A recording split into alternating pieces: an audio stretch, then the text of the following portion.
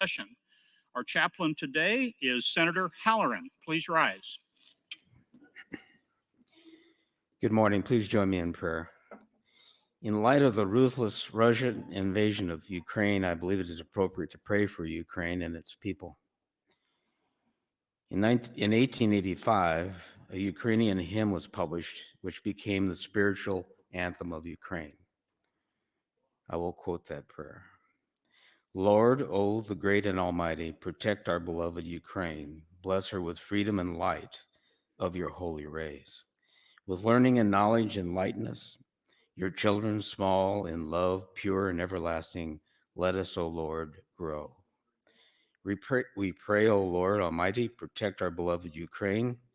Grant our people and country all your kindness and grace.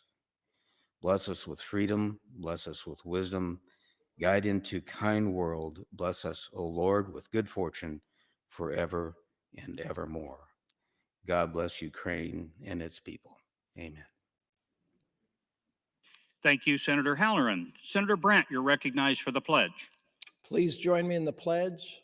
I pledge allegiance to the flag of the United States of America and to the republic for which it stands, one nation, under God, indivisible, with liberty and justice for all. Thank you. I call to order the 36th day of the 107th Legislature, second session. Senators, please record your presence. Roll call.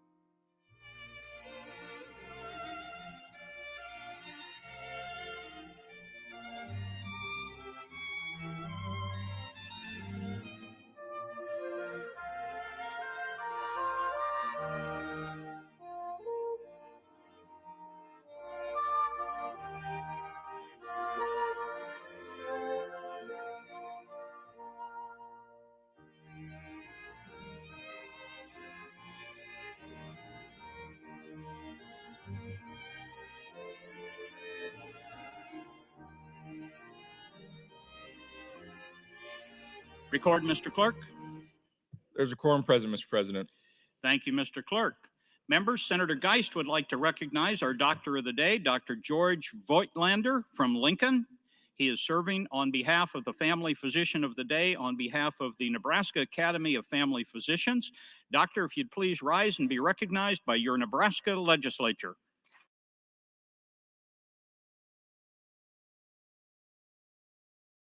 Speaker Hilgers, you're recognized.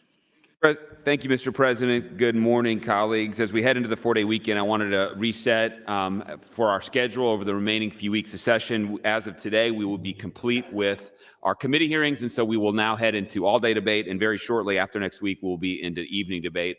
And so I wanted to sort of set the table a little bit as we go into this next stage. So big picture, if you look at the calendar, maybe many of you haven't, I have, there are only 20 working days after today for us to get all of general file complete. There are only 21 days. We only have one more day to be able to get all of select file complete. 21 working days to get all of our general and select, all of our priority bills through general and select, or the work that we're going to get done. Of those 20 or 21, right now we currently have 8 full working days scheduled for the budget. I don't know whether we're going to need all 8 days. I fully expect that we will. We're going to have 4 budget bills. There's going to be a lot of complexity. As I've mentioned before, this is the most complex budget situation, in my view, in modern times. We should expect we're going to take all 8 days. We may not. But if we do, we only have 12 days and 13 to get through select file. 12 days to get through general file for all of the bills that we have remaining. And those are quite a few. We have 64 priority bills on general file, and we have 28 on select file. Over 90 total bills that we essentially have 13 working days to get through if we're going to pass them along. So there is, the practical reality is the mismatch between our time and our workload is pretty severe. I think it's almost a certainty. But we're going to do everything we can to put ourselves in a position to get that work complete. And so here's how the schedule is going to go. And there is a memo that will be passed out after I'm done speaking regarding the late nights. So after next week, we're all day debate, and I'll talk about next week's schedule in a second. But next week, we're all day debate, no nights next week. The following week, we will start nights. I have a list of days that I am asking you to be here for nights. Now, in previous years, speakers have given a list of days, and they'll say, please reserve these, but we may cancel them, we may not use them.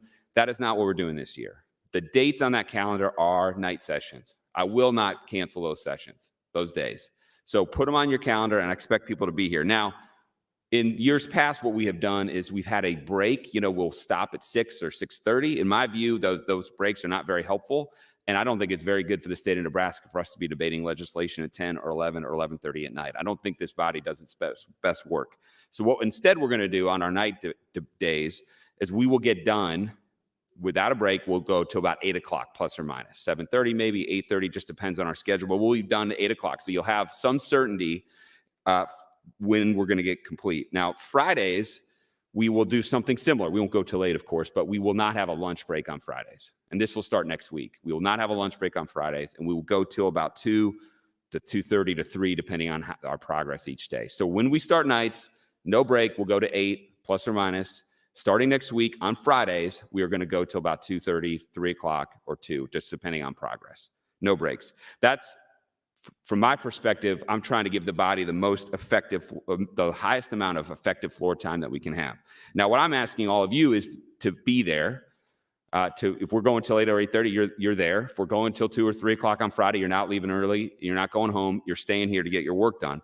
My expectation is from everyone else to make sure this all works together and we can get as much done as we possibly can. My expectation is that people are here, that they're here and they're focusing on the issues before them. That doesn't mean we're not filibustering bills. If the bill needs to go 8 hours, it needs to go 8 hours. But that people are focused on the issues and they're engaging. And if you come to me, I will take this into account. If you come to me and say, I need my bill up, when's my bill coming up? And you're one of those people who are not here or are leaving early or not around or taking up time on ancillary things, that will be a factor in my floor debate. If I need to have confidence that when I'm scheduling bills that we can get through them and that we're focused on the issue. So I think if we do that, we will at least give ourselves the best chance to be able to get our work done. So let's go into next week. So next week we will come in, and at least I believe for the rest of the session, I will start us at 10 o'clock. I think that's important to start the week each day. So next Tuesday, we will be in a full day. We have consent calendar. I'm going to talk about consent calendar in a second. We will have consent calendar. I will try, now that we go into full day debates, I'm going to try to give you notice like I gave last year as much as possible. It's easier for me to give, now that I got all my priority bills and I've got full day debate, to try to give people notice. You recall last year we would do filibuster type bill on a Wednesday or a Thursday, and I try to give you an advance notice of that. I'm going to do that again now as best I can, but I want to caveat that and say I can't predict exactly every bill that will be on a given day, and so you should be, if anything's on general file and it's prioritized, you should be prepared to have that debate. I'm going to try to give as much advance notice, especially for controversial bills, as I possibly can, but to try to be efficient and get our work done, I'm just letting everyone know that might not always be possible. So next Tuesday, we're going to have consent, and we're going to pick up on this agenda that we left off, however far we get today. In addition, I'm adding Senator McKinney's LB 1112, which is his computer science bill. That should come up on Tuesday. And in addition to that, well, actually, I'm sorry, let me take a step back. So I'm going to stay with Tuesday. All right, here we go. Let's reset this. I'm going to start over. No, I'm kidding. So on Tuesday, Senator Brewer is filing a poll motion today on LB 773, and that's coming up on Tuesday, probably at 4 o'clock. Now, I expect, and I've had some senators ask, they know that it's coming, and they've asked, well, if you filed the motion today, why is it coming up so quickly? And there's a very clear set of reasons. First, Senator Brewer asked for this as priority the very first day. He filed his his priority designation on the first day we were here in session. But secondly, and more importantly, this motion to poll has been right for a month. Senator Brewer asked to file it a month ago, but at my request, he has waited to try to work with opponents to see if there is a path forward. And that process actually has borne good fruit. So Senator Brewer, at my request, has waited. And because of the timing, I did make a commitment to him to make sure that poll motion would come up. So Tuesday, that will come up at 4 o'clock. Now, Wednesday, what we will do is we're going to have at least 4 bills scheduled. First one will be LB 1073, which is Senator Wayne's bill. That is the Nebraska HUD bill that also includes the rental assistance portion. That's Senator Matt Hansen's priority bill. We will also be dealing with or at least will be on the agenda, Senator Moorfeld's priority bill relating to immunity, as well as the 2 water bills, LB 1015 and 1023. On Thursday, I anticipate Thursday will be a bill that we will have that will probably require extended debate, if not a filibuster. depending on the outcome of LB 773, that poll motion on Tuesday, it very well could be LB 773. If that motion is not successful, it will be some other bill that will take up time, is what I intend. Bigger picture, I've had several senators ask me about separate ARPA bills that they have that are outside the appropriations process. I think there's a couple of them. Most notably, though, of course, is LB 1024, which is Senator Wayne's bill. I will make sure that those are heard. I'm going to speak with Senator Stinner and figure out a way to incorporate that, but I will make sure that those bills have their day in court as part of our budget discussion. I don't know exactly when they're going to come up, but you have my commitment that those senators will have the opportunity to have their bills heard on general file as part of the budget discussion. Beyond that, one last note on consent. I will have 2 more consent calendars. I will have one next Tuesday and one the following week, and that's it. If you recall, the deadline is approaching. The deadline is, the ultimate deadline is next Tuesday, but actually for anything that's on general file as of today, the deadline is today at 3 o'clock. So you have to have a written request to my office by 3 o'clock today to have it considered on consent. Anything that gets reported on general file on Tuesday, you have until 1 o'clock next Tuesday to be able to get that request in to me. I don't expect very many more consent requests. There very well might be some additional, but we'll try to work through as many as we can to get and get as much as we can done in those last 2 consent calendar. If you have any question about your specific bill, I've reached out to several senators already about their specific bills and what I intend to do in terms of scheduling. If you have any particular question, please find me. We're going to do everything we can to get everyone heard. But as I said at the beginning, we have effectively 12 days left to get through general file, and we have over 60 bills on general file, plus our 28 on select file. There just isn't much time left to get the work done that we should get done. So we need to prioritize. With that, everyone have a great weekend, and I appreciate all your work this week. Thank you, Mr. President. Thank you, Speaker Hilgers. Mr. Clerk, for items and announcements. Thank you, Mr. President. Your Committee on Revenue, chaired by Senator Linehan, reports Legislative Bill 984 to general file with committee amendments. Additionally, amendments to be printed Senator Brewer to LB 773, Senator Linehan to LB 984, and Senator Matt Hansen to LB 820. Agency reports electronically filed with the legislature can be found on the Nebraska Legislature's website. In addition, library report as required by statute is on file in the clerk's office. That's all I have this time, Mr. President. Thank you, Mr. Clerk. We'll proceed to select file LB 450. Mr. President, with respect to LB 450, there are no ENR amendments. Senator Geist would move to amend with AM 1943. Senator Geist, you're recognized to open on your amendment. Thank you, Mr. President, and I would like to thank Senator Kinney for working with me and allowing me to amend my bill, LB 1215, onto this bill. AM 1943 will create the Small Business Assistance Act. This act will provide up to $25,000 grants to small startup businesses and grants of up to $12,500 for small businesses that did not qualify for the Paycheck Protection Program through the federal government. The first 5 years of a small business is a huge determining factor if a small business is successful or fails. This act will provide small business counseling to help the business succeed. The Department of Economic Development will contract with a private business that has expertise to provide the business counseling. These counseling services include accounting and budgeting, human resources, financial planning, and many other services that are important to small businesses. These services can be crucial to small businesses when they have not had experience with running a business in the past. This act includes income limits to make sure we provide opportunities for people who are in the middle class who may not have the ability to start a business without the grants. These startups will not typically be high-paying jobs, but normal businesses that we use every day. They could include salons, boutique stores, child care centers, many other businesses that provide our much-needed services. Lastly, there is a provision that includes a report that will help judge the effectiveness of the program. It will be submitted every other year to the governor and to the legislature. So I urge you to vote green on AM 1943. Thank you, Mr. President. Thank you, Senator Geist. Debate is now open on AM 1943. Senator McKinney, you're recognized.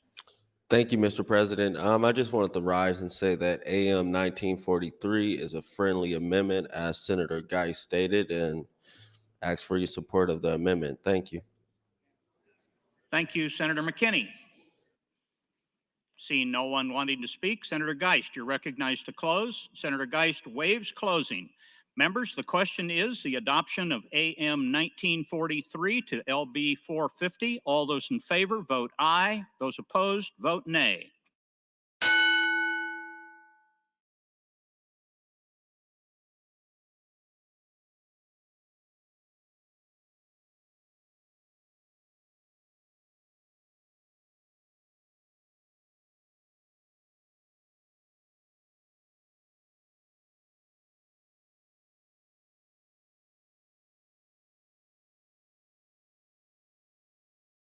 Have all voted? Record, Mr. Clerk. 31 ayes, no nays on adoption of the amendment. The amendment is adopted.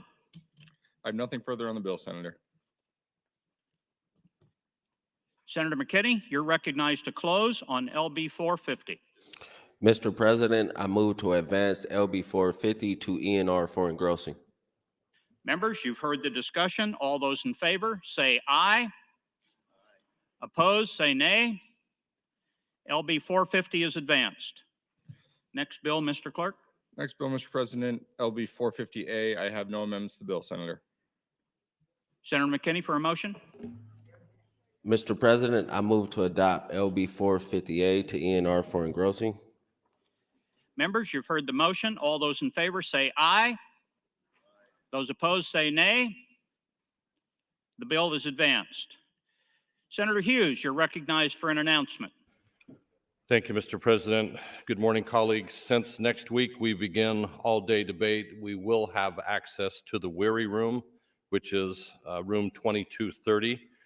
It is the lounge behind the Werner Chamber on the east end of the building here. It is similar to the Senator Lounge that is behind our Norris Chamber. During the first 4 phases of HVAC, all 3 branches of government placed the Weary Room under the control of the executive branch. However, Governor Ricketts has agreed to allow us to use this room to alleviate some of the inconvenience during full-day debates. I've agreed that the use of this room will be based upon the following conditions. The Weary Room will be made available as a lounge area once the legislature has moved into all-day debate. Only senators will be allowed to use the room, no staff, constituents, or lobbyists. When possible, the governor's office will provide the clerk of the legislature with a list of scheduled meetings so that we do not interfere with the planned use of the room. Otherwise, in order to provide maximum flexibility, the Weary Room will be unlocked in the morning and considered to be available when the doors are open. So in addition to the schedule provided by the governor's office, closed doors will indicate that the room is in use. The Weary Room is designated preservation space, so no food or beverages will be allowed. A television has been placed in the room so that we can monitor floor activity. A telephone has also been installed to notify members that there is a call of the House. This will all be in an email delivered to each of your offices later today. Thank you, Mr. President. Thank you, Senator Hughes. We'll now move to select file LB 1099. Mr. President, Legislative Bill 1099. Senator, I have no amendments to the bill. Senator McKinney for a motion. Mr. President, I move to advance LB 1099 to ENR for engrossing. Thank you, Senator McKinney. All those in favor say aye. Opposed? Motion carries. We'll move on to general file now. Mr. President, Legislative Bill 707 by Senator Williams. It's a bill Senator from- Williams, you're recognized to open. is it- Thank you, Mr. President. LB 707 is one of the priority bills of the Banking, Commerce, and Insurance Committee for this year. I introduced it at the request of the Director of Banking and Finance, Kelly Lammers. This bill is important legislation that needs to be enacted this year. It has also become the home for 8 other related bills. I will cover them in a few minutes under the committee amendments that come before us. LB 707 makes 3 substantive revisions. The bill amends the Nebraska Banking Act to authorize bank subsidiaries to be formed as limited liability companies and to provide that the current limitations on investment amounts and authorized practices applicable to bank subsidiary corporations, as well as the department's authority to examine these entities, will also apply to limited liability company subsidiaries. Currently, bank subsidiaries may only be formed as corporations. The bill amends Section 8-1502, which governs changes of control of banks and trust companies. The law requires the department to approve applications for acquisition of shares that will result in a person controlling 25% or more of the institution. The law contains a shortened procedure for shares received through debt collection, inheritance, or gift if the acquirer provides a 10-day prior notice requirement to the department. The bill changes this to a 30-day prior notice requirement. The change will assist filers and provide adequate review time for the Department of Banking. The bill amends also Section 45-736 of the Residential Mortgage Licensing Act, which currently provides that a licensee making loans under the Act must show its unique nationwide mortgage licensing system identifier number on application forms and all forms of advertising. The bill will extend the requirement to all licensees under the Act and provide greater transparency to Nebraska mortgage loan applicants and borrowers. LB 707 also makes these annual updates. The bill provides for the annual reenactment of the Depository Financial Institution wildcard statutes to provide equal rights, powers, privileges, benefits, and immunities for state-chartered banks, savings and loan associations, and credit unions with their respective national or federal counterparts. Due to state constitutional restrictions, these statutes are amended annually. The bill updates cross-reference federal statutes and regulations to refer to these statutes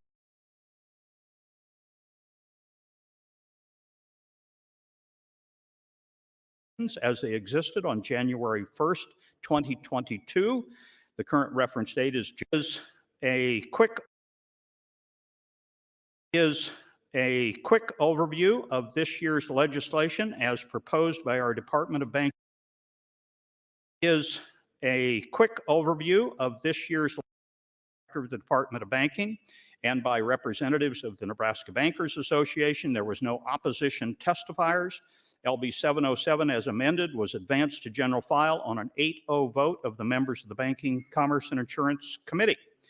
As I suggested earlier, LB 707 has become the Banking, Commerce, and Insurance Committee's finance Christmas tree for this section.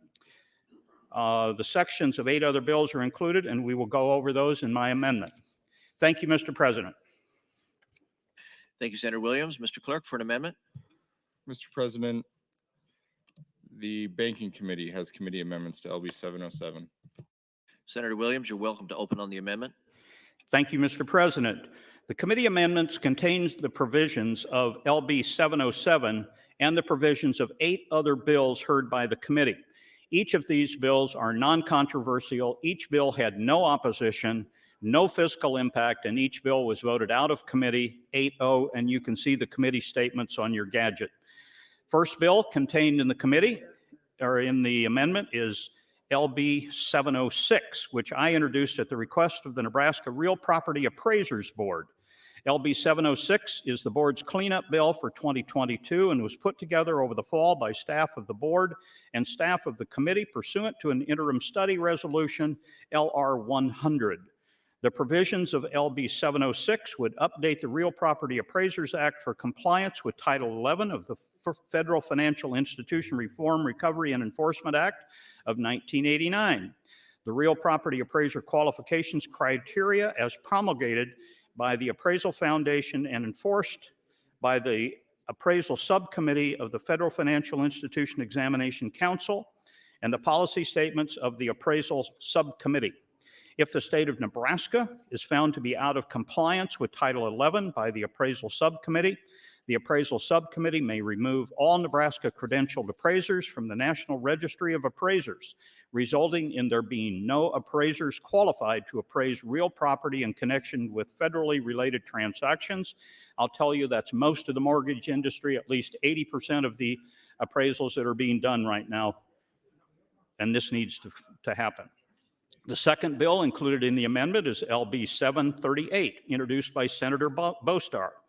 The provisions of LB 738 would address the legal effects of the discontinuance of the London Interbank Offered Rate, or LIBOR, or on contract securities or instruments, and provides for the replacement by operation of law of the United States dollar LIBOR as the benchmark index for any contract security or instrument, with a recommended benchmark replacement that is based off the Secured Overnight Financing Rate, SOFR. The provisions of LB 738 would specify that the benchmark replacement applies with respect to a contract, security, or instrument that either, one, contains no fallback provision setting forth a methodology or procedure for determining a benchmark replacement, or two, contains fallback provisions that result in a benchmark replacement that is A, not recommended as a benchmark replacement, and B, is based on a LIBOR value. At its hearing, LB 738 was supported by the Nebraska Bankers Association, the Nebraska Credit Union League. There were no opposition testifiers, and the bill was advanced 8-0 by members of the committee. The third bill is LB 826, introduced by Senator Lindstrom.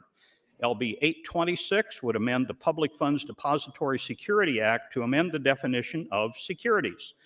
The Public Funds Deposit Security Act provides that any bank, capital stock financial institution, or qualifying mutual financial institution subject to a requirement by law to secure the deposit of public funds of a governmental unit in excess of the amount secured by the FDIC may give security by furnishing securities or providing a deposit guarantee bond or any combination thereof pursuant to the act in satisfaction of the requirement. The act defines securities to include, among other things, bonds or obligations of other state or political subdivisions of another state, which are rated within the two highest classifications at any of the one standard rating services. The provisions of LB 826 would require such classifications to include the underlying credit rating or enhanced credit rating, whichever is higher, with respect to bonds and obligations and a political subdivision of another state. The provisions of LB 826 are subject to the emergency clause. At its hearing, this was supported by the Nebraska Bankers Association and by the director of the Department of Banking. There were no opposition testimony, and the bill was voted forward to be included in the amendment on an 8-0 vote by all the members of the committee. The fourth bill is LB 846, introduced by Senator Slama.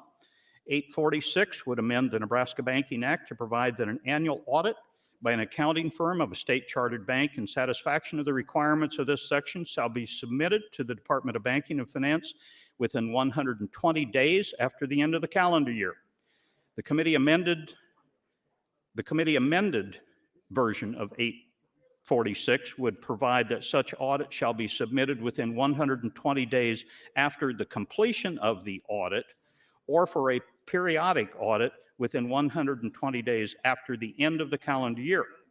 At its hearing, LB 846 was supported by the Nebraska Bankers Association and the director of the Department of Banking and Finance. There were no opposition testifiers, and again, this bill was advanced forward on a unanimous vote from the committee. The fifth bill is LB 894, introduced by Senator Stinner.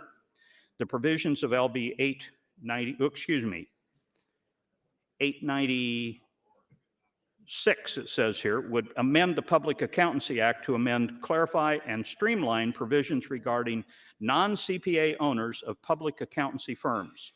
Most importantly, the provisions of LB 894 would provide that non-CPA owners who are natural persons may, in the aggregate, comprise a majority of the total number of owners of a firm. As background, the provisions of 894 would also reaffirm that non-CPA owners shall not hold an aggregate more than 49% of the firm's equity capital or voting rights, or receive an aggregate more than 49% of the firm's profits or losses. At its hearing, LB 894 was supported by the Nebraska Society of CPAs. There was no opposition testimony, and this again was advanced 8-0 by the Banking Committee. The sixth bill is LB 973, introduced by Senator Matt Hansen. LB 973 seeks to update and modernize statutes related to the Nebraska Investment Finance Authority. The act includes updating the definition of an economic impact project to include projects with public agencies and nonprofit childcare facilities. Affordable housing infrastructure is revised to include broadband and clarifies that missing middle ownership houses are also supported. The definition of residential energy conservation device is amended to specifically include any device to utilize geothermal for any residential energy conservation project. Additionally, LB 873 authorized NIFA to assist its financial affordable housing infrastructure for private parties to assist with acceleration of land preparation. At its hearing, this bill was supported by NIFA and the Nebraska Realtors Association. There was no opposition testimony, and this bill again was advanced on an 8-0 vote from the committee. The seventh bill is LB 993, introduced by Senator Bostar. The provisions of LB 993 would amend the sections of the Nebraska Financial Innovation Act, which we adopted last year, which currently provides that a digital asset depository is authorized, among other things, to provide digital asset and cryptocurrency custody services. The committee amendment version of LB 993 would provide that such custody services shall not be provided for a digital asset or cryptocurrency unless the digital asset or cryptocurrency, one, was initially offered for public trade more than 6 months prior to the date of the custody service, or two, was created or issued by a bank, savings and loan association, or building and loan association organized under the laws of the state of Nebraska of the United States. At its hearing, LB 993 was supported by the Nebraska Bankers Association and Exodus Movement. There were no opposition testifiers, and again, the Banking Committee came in and testified in a neutral capacity, and this was advanced on an 8-0 vote by the committee. The eighth and last bill included is LB 1017, introduced by Senator Slama. LB 1017 would authorize a trustee to appropriate, to pay, or reimburse a settler for income tax liability that arises as a result of income earned on assets held in trust. Such authority is consistent with what has been done in other states and is allowed in accordance with IRS revenue rulings. The committee amendments to LB 707 would amend the provisions of Section 62-301 to provide that for purposes of the Uniform Commercial Code, we harmonize those sections with federal law and federal holidays. The committee amendment would apply the emergency clause to this section. Members, those are the provisions of the committee amendment. Again, I would remind you that each one of these are non-controversial. They had no opposition testimony, no fiscal impact, and were advanced 8-0 from committee. And I would urge your adoption of the committee amendment and the underlying Senator bill. Williams. Thank you, Mr. President. Debate is now open on AM 1859, LB 707. Senator Slama, you're recognized. Thank you, Mr. President, and good morning, colleagues. I thought for a moment about rising today and just starting a filibuster until we got dinner breaks with late night debates, but I digress. I rise today in support of LB 707 and would like to thank Chairman Williams for including my LBs 846 and LB 1017 in this particular Christmas tree bill, and also to thank him for his thoughtful leadership, along with retiring committee counsel Bill Marino, for their leadership and guidance in handling very technical issues facing the banking and insurance industry. Thanks to their leadership and their time dedicated to these issues, we have a thriving industry, and I hope that continues long after they're gone. Thank you, Mr. President. Thank you, Senator. Senator Erdman, you are recognized. Thank you, Mr. President. Good morning. That was a very fine description, Senator Williams. I appreciate all that information, but I do have a question, if you would yield to a question. Senator Williams, will you yield? Certainly. Senator Williams, at the bottom of the committee statement, it said it's making Juneteenth a national or a banking holiday. Can you explain the necessity to do that? I thought Juneteenth was a national holiday. It needs to be included in the bank holidays on the state level. That's something that we do every year. So we take those federal holidays and put them under the what's called the Uniform Commercial Code, as I mentioned in my opening. That's something that is necessary for banks to do because they have to be listed on this for us to take that, for banks to be closed on that date. It is very difficult for a bank not to, or to be open on what is a federal holiday because the Federal Reserve and the clearing process is all closed.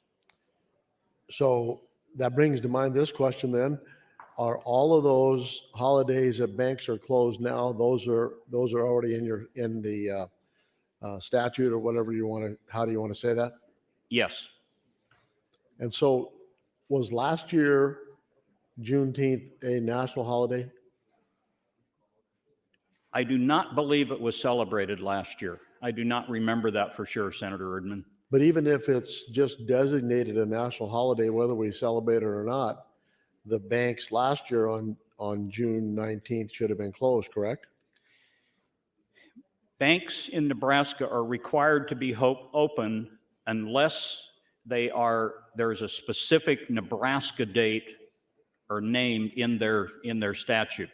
So if you could have a situation of having a federal holiday that was not designated by the state, and a bank in Nebraska would be required to be open on that day. So I can conclude from that, then last year a bank could have been open even though Juneteenth was a national holiday. I think that would be correct. Okay. So this is just clarifying that the banks are going to be closed? It gives the banks the opportunity to be closed. It does not require that a bank be closed. It gives them that opportunity. Okay. Same way with all the other holidays that are listed. So you being a banker, if you wanted to have your bank open on June 19th, you could do that? Absolutely. Okay, thank you. Thank you, Senator. See no one left in the queue. Senator Williams, you're welcome to close on AM 1859. Senator Williams waives close. Vote for the body is AM 1859. Those in favor vote aye. Those opposed vote nay.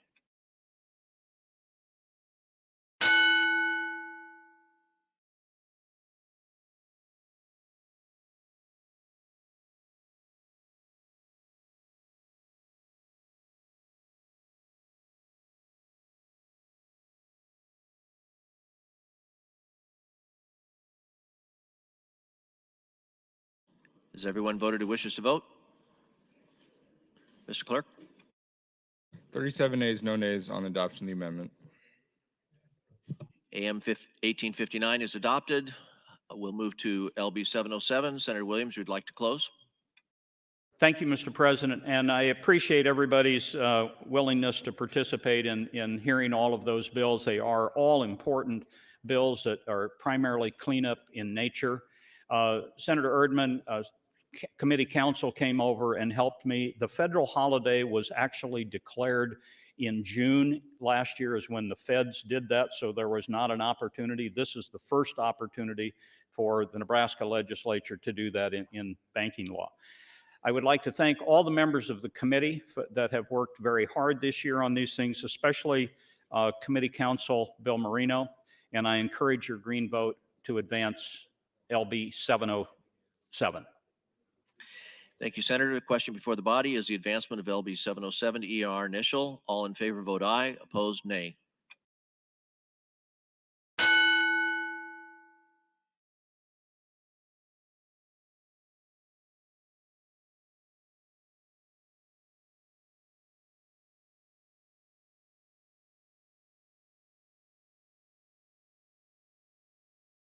Has everyone voted who wishes to vote?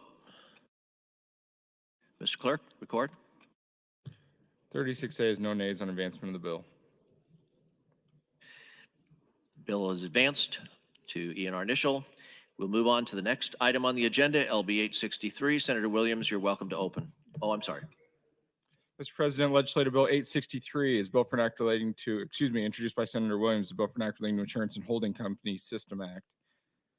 Defines the term, requires the filing of annual group capital calculations and liquidity stress tests as prescribed, provides for confidentiality and recognizes trade secrets as prescribed, provides powers and duties, harmonized provisions, repeals the original section. The bill was read for the first time on January 7th of this year and referred to the Banking, Commerce, Insurance Committee. That committee reports the bill to general file with committee amendments. Senator Williams, you're now welcome to open. Thank you, Mr. President. LB 863 is the second priority coming out of the Banking, Commerce, and Insurance Committee for this session. I introduced this at the request of the Director of Insurance, Eric Dunnan. The bill is important legislation that needs to be enacted this year. It also has become the home for 6 other insurance bills, and I will cover them in a few moments under the committee amendment. LB 863 amends the Insurance Holding Company Act to reflect the latest updates to a model law adopted by the National Association of Insurance Commissioners, or NAIC. Our act has been based on that model act.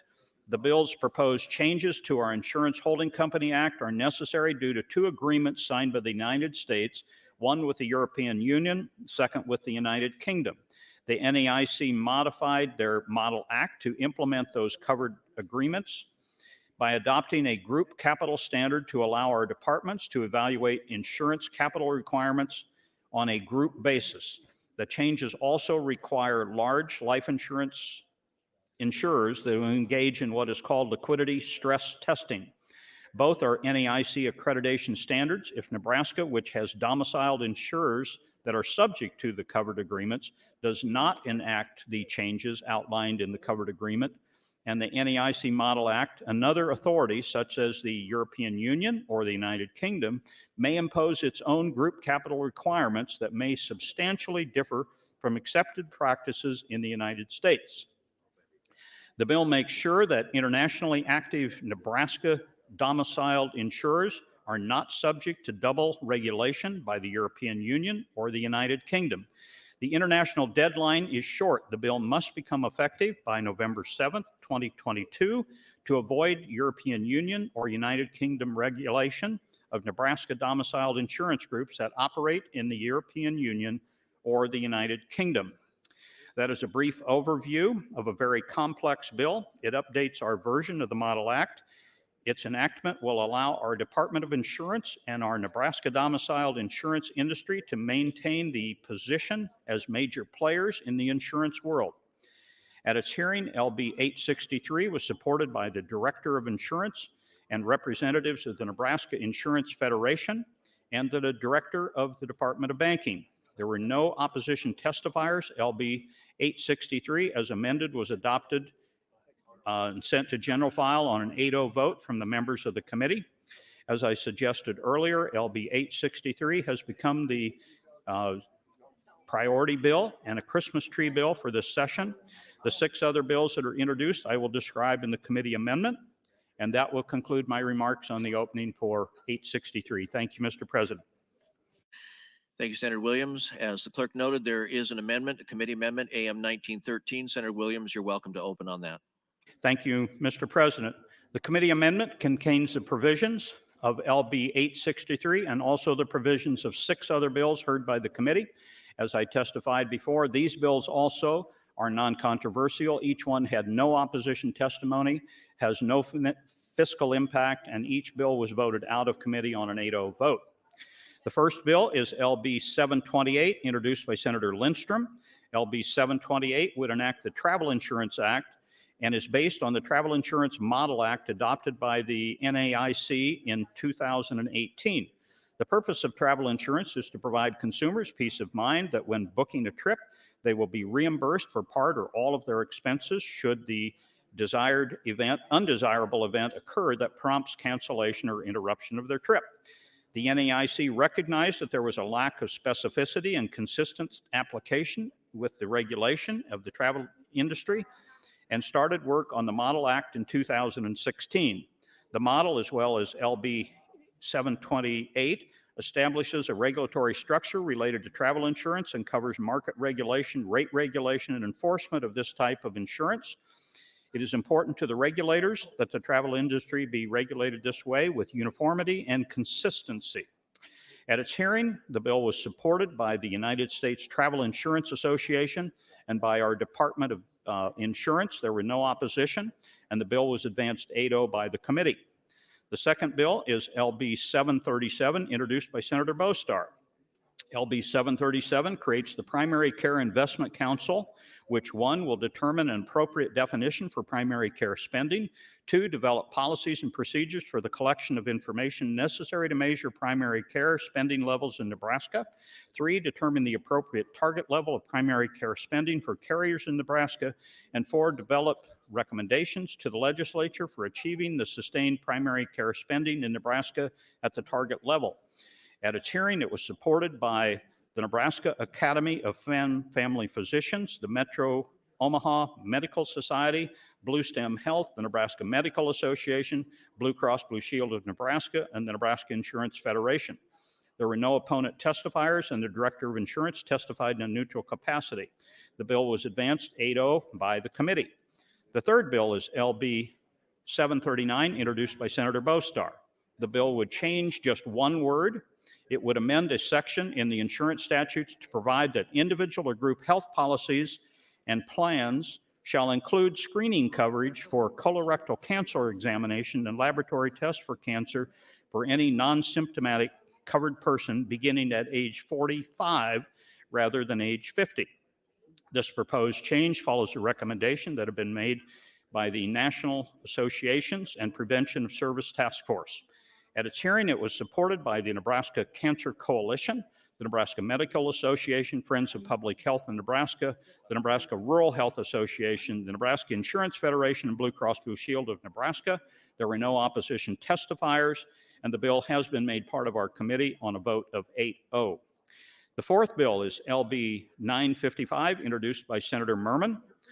LB 955, as introduced, would make it unlawful to decline or limit certain insurance coverages or to determine premium for such coverages as a result of a person's status as a living organ donor. After the bill's introduction, Senator Merman entered into negotiations with the insurance industry, which resulted in a new version of the bill, which was offered to the committee at the hearing and ultimately adopted. The committee amendment version, in principal part, provides that it shall be unlawful for an insurer to deny coverage, cancel insurance coverage, or determine the price for premium, or refuse to issue or otherwise vary any term or condition of a life insurance policy, disability insurance policy, or long-term care policy based on the fact that a person is a living organ donor. This was supported by the Nebraska Insurance Federation, the Nebraska Council of Life Insurers, Mutual of Omaha. There were no opposition testifiers, and again, this was advanced 8-0 from the committee. The next bill is LB 957, introduced by Senator Flood at the request of the Nebraska Insurance Federation. LB 957 would make various updates in the Insurance Investment Act. This act is lengthy and dense. Its stated purpose is to protect and further the interest of policyholders, claimants, creditors, and the general public by establishing standards, requirements, and limitations for the investment of Nebraska domestic insurers. Such standards, requirements, and limitations are intended to promote solvency, investment yield and growth, investment diversification, investment value stability, and liquidity to meet business needs. The Act is an important tool for the Department of Insurance to evaluate the current and future solvency of Nebraska's domestic insurance industry.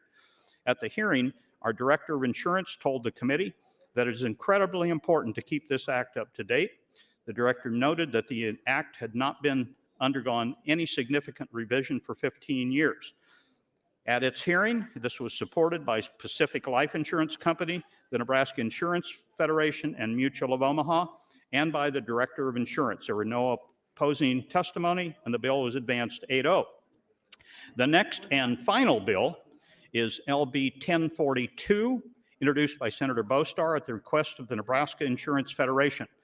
LB 1042 would amend provisions in statutes which prohibit improper rebates by insurance companies, agents, or brokers. It is based on a model act, provisions developed in 2020 by the National Association of Insurance, the NAIC.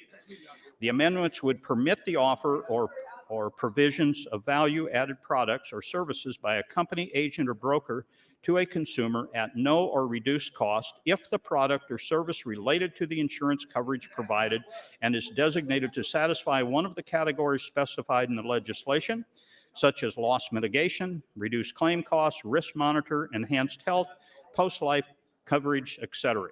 Examples include a water monitoring device for your house, or a fitness device for your person, or a free work injury assessment for your business. The amendments eliminate the requirement that the product or service would have to be included in the policy. At its hearing, it was supported by the Nebraska Insurance Federation, the American Property and Casualty Insurance Association, the Nebraska Insurance Information Service, the Independent Insurance Agents of Nebraska, and the Director of Insurance. There was no opposition testimony, and this again was advanced 8-0. Those are the 6 bills that were included in the amendment that have been attached to the underlying bill, and I would encourage your green vote. Thank you, Mr. President. Thank you, Senator Williams. Debate is now open on AM 1913 and LB 863. Senator Michaela Cavanaugh, you are recognized. Thank you, Mr. President. Thank you, Senator Williams, for that very informative introduction of that amendment. I am just rising to speak about, I have a resolution sitting at my desk. I'm inviting everyone in the legislature to come sign it. It is recognizing the month of March as MS awareness, or for multiple sclerosis. So I'd like to submit it today. So please feel free to come by before we adjourn and sign on. Thank you. Thank you, Senator Cavanaugh. Senator Clements, you are recognized. Thank you, Mr. President. Is Senator Lindstrom checked in? He's not. I'd like to ask him a question. Well, would Senator Williams yield to a question? Senator Williams, will you yield? Certainly. Senator Williams, on this bill, the LB 728 by Senator Lindstrom, the travel insurance, had a question about that. I'm a licensed agent in all lines of insurance currently. Will I need to get another license, take a test or something to sell travel insurance? Because I have sold travel insurance in the past. I don't believe there is anything in this bill that changes any of the license requirements, Senator Clements. However, I'm not an expert on what kind of licenses insurance people handle, but this bill didn't change the licensing. All right, I just noticed there's some licensing discussion in the committee statement, and I do want to check out that. I'll probably try to talk to Senator Lindstrom when I can, when he's available. Thank you, Senator Williams. Thank you, Senator Williams. Senator Clements. Senator Ben Hansen, you are recognized. Thank you, Mr. President. Would Senator Bostar yield to a question, please? Senator Bostar, will you yield? Yes, I would. Just for my own curiosity's sake, and I had some other people asking me about 737, one of your bills that was included in this Christmas tree. Can you explain a little bit further the purpose behind it? I understand what we're trying to collect, primary care spending in the state of Nebraska. We send it to the federal government. Can you maybe just elaborate more on what kind of information we're going to be collecting, and then who we're sending it to, and then the purpose behind it? Sure. So the group would be collecting data around mostly related to healthcare expenses. And it ultimately will be reported to the legislature with benchmark recommendations for primary care investments. The purpose being that, and I should take a step back and say that other states have taken similar steps as this would be. The purpose would be that we can make some investments on the front end of healthcare services that would reduce overall healthcare spending for our state, both on the consumer side, the patient side, the payee side, and the payer side. So really looking for those opportunities where it's truly a win-win to ensure that we're doing what we can to keep healthcare costs low and provide and maximize the level of care and service in the healthcare industry. From my understanding, it just provides maybe some more specificity about the type of health outcomes that we're getting and where we can spend our money in the state of Nebraska, right? Yeah, absolutely. Okay. And it's, the commission will produce a report. It's, they unilaterally aren't taking any action. They're not changing the system. They're going to do the work of collecting the data and making recommendations that will ultimately come back to us as a legislature. And then from that, we will have the opportunity to evaluate that and see if there are opportunities that we want to take advantage of. Okay. This creates another council, doesn't it? Called the Primary Care Investment Council. That's correct. Okay. And so this council then gets a report from so we send our information to the federal government then collaborates all this information, sends it back to us.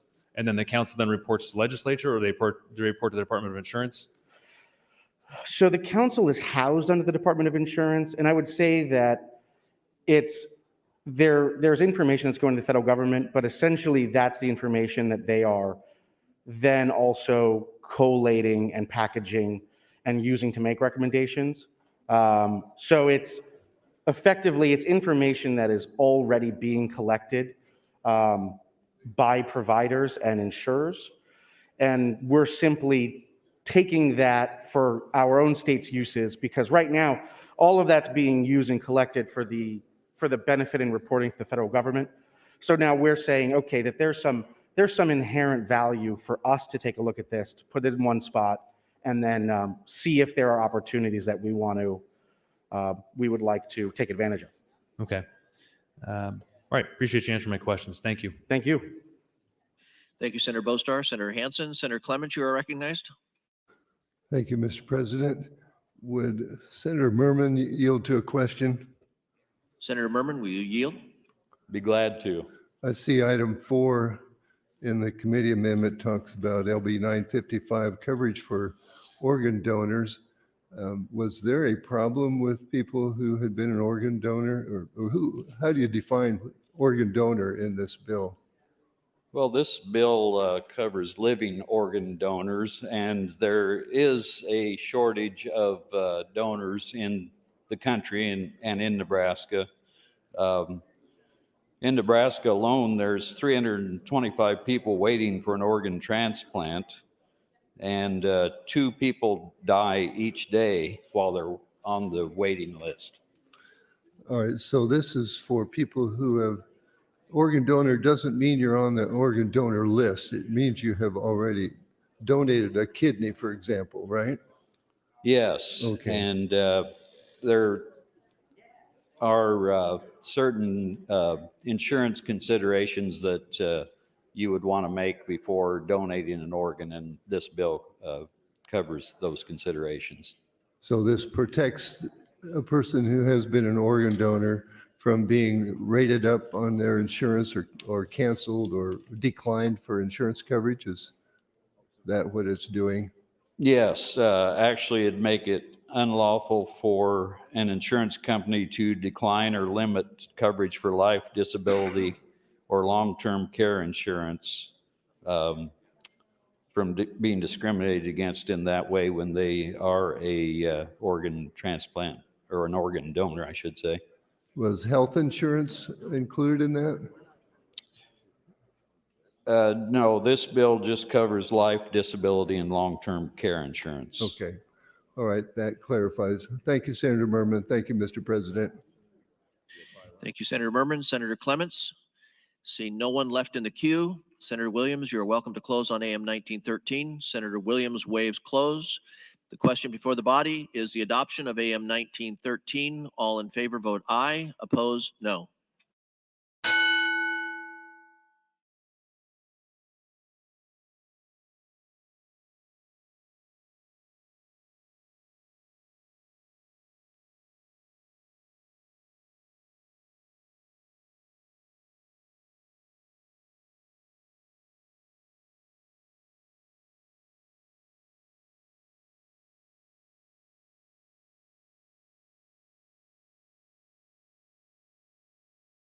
Has everyone voted who wished to vote? Mr. Clerk? 42 ayes, no nays on adoption of the committee amendment. The committee amendment has been adopted. We'll now move to the adoption of LB 863. Senator Williams, you're welcome to close. Thank you, Mr. President. Again, I would like to thank all the committee members for their hard work this year and for their willingness to put these bills together. I think everybody understands we would prefer debating each one of these separately, but with the time restraints that we have, I think this is the most efficient way to move these bills that need to be passed along. I would be remiss if I didn't recognize all of the special work by our committee clerk, Natalie Shunk, in doing all of this. and then also in particular for our committee legal counsel, Bill Marino. And for those of you that don't know this, this is Bill Marino's 35th session as being legal counsel to the Banking, Commerce, and Insurance Committee.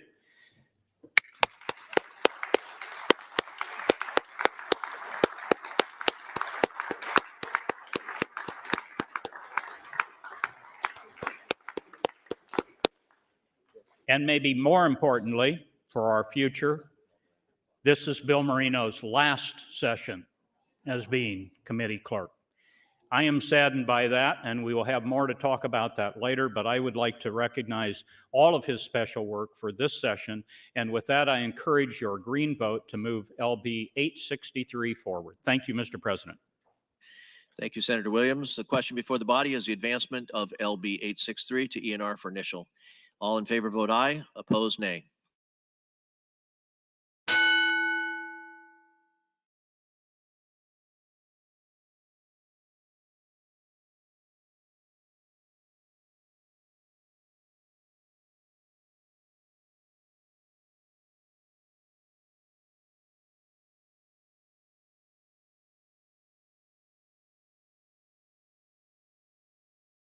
Has everyone voted to wish to vote? Mr. Clerk? 44 ayes, no nays in advancement of the bill. LB 863 advances. Senator Friesen would like to make an announcement. There are some guests in the north balcony. Fourth grade, 76 fourth graders from Shoemaker Elementary in Grand Island. Students, please rise and be recognized.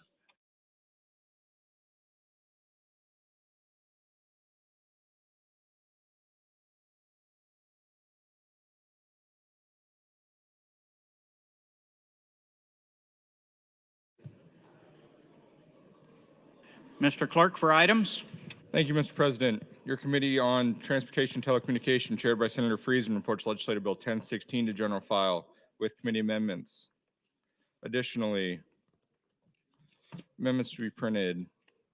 Your Committee on Government, Military, and Veterans Affairs, chaired by Senator Brewer, reports Legislative Bill 1104 to general file.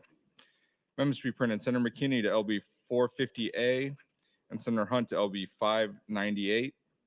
Senator Wishart introduces LR 316. That'll be laid over. Senator Brewer would move to place LB 773 on general file pursuant to Rule 3, Section 20, Section B. That'll be laid over. The communication from the governor stating that engrossed legislative bills 685 and 700E were received in my office on February 25th, 2022. Engrossed legislative bills 592, 708, 754, 758, and 892 were received in my office on February 28, 2022. These bills were signed and delivered to the Secretary of State on March 3rd, 2022. Signed sincerely, Pete Ricketts, Governor. That's all I have this time, Mr. President. Thank you, Mr. Clerk. Returning to the agenda, general file committee priority bills. Mr. President, Legislative Bill 752, introduced by Senator Arch. It's a bill for an act relating to the Respiratory Care Practice Act. Redefines the term, harmonized provisions, repeals the original section. Bill is read for the first time on January 5th of this year and referred to the Health and Human Services Committee. That committee placed the bill on general file with committee amendments. There are other amendments as well, Mr. President. Thank you, Mr. Clerk. Senator Arch, you're recognized to open on LB 752. Thank you, Mr. President. Good morning, colleagues. LB 752 is one of the Health and Human Service Committee's priority bill packages, focusing on public health, scope of practice, and licensure. The provisions of LB 752 update the scope of practice statute for respiratory care therapists to reflect current practice standards and practices.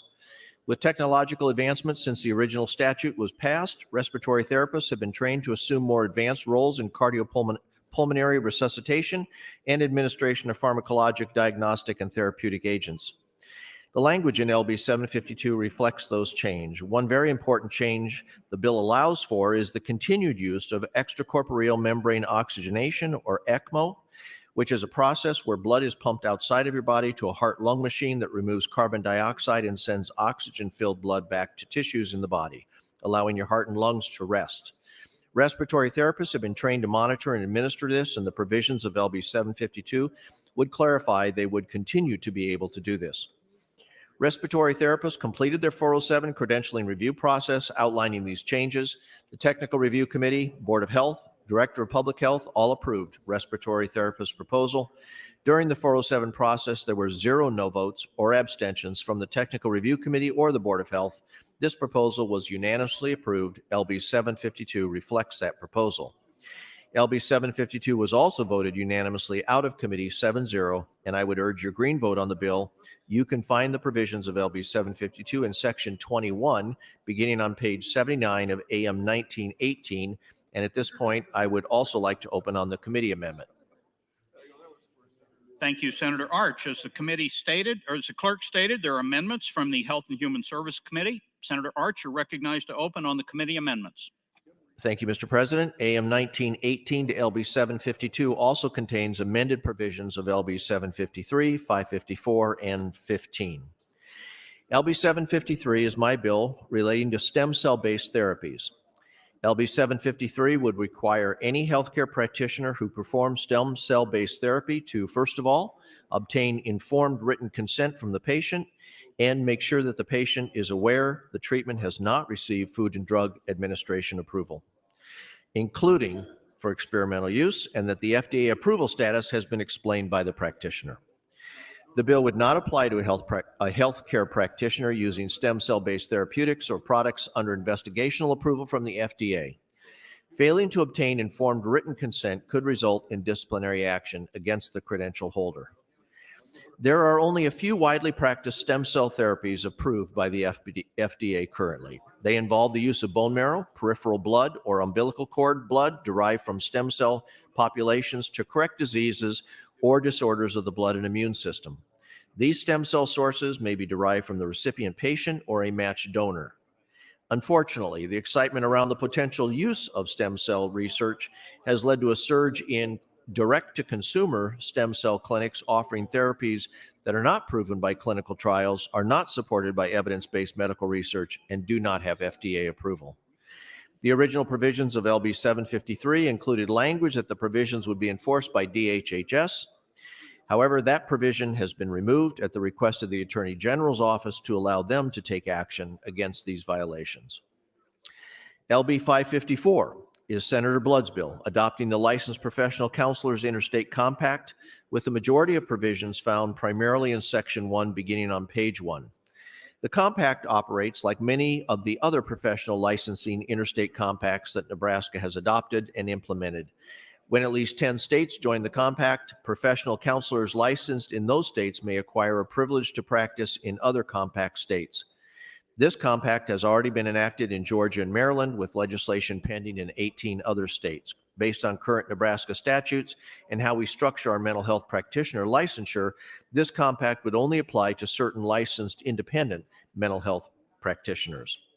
Most of the provisions in the amendment, section 348 through 18 and 22 through 26, are cleanup language, adding language such as or a privilege to practice to current statutes relating to mental health practitioners. The next bill, LB 15, is also Senator Blood's bill adopting the Occupational Therapy Practice Interstate Compact found in Section 2, page 28 of AM 1918. Again, this compact operates like many of the other professional licensing interstate compacts that Nebraska has adopted and implemented. When at least 10 states join this compact, occupational therapists licensed in those states may acquire a privilege to practice in other compact states.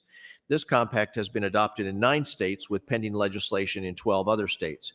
It has been adopted in Colorado, Missouri, Wisconsin, Ohio, Georgia, North Carolina, Virginia, New Hampshire, and Maine.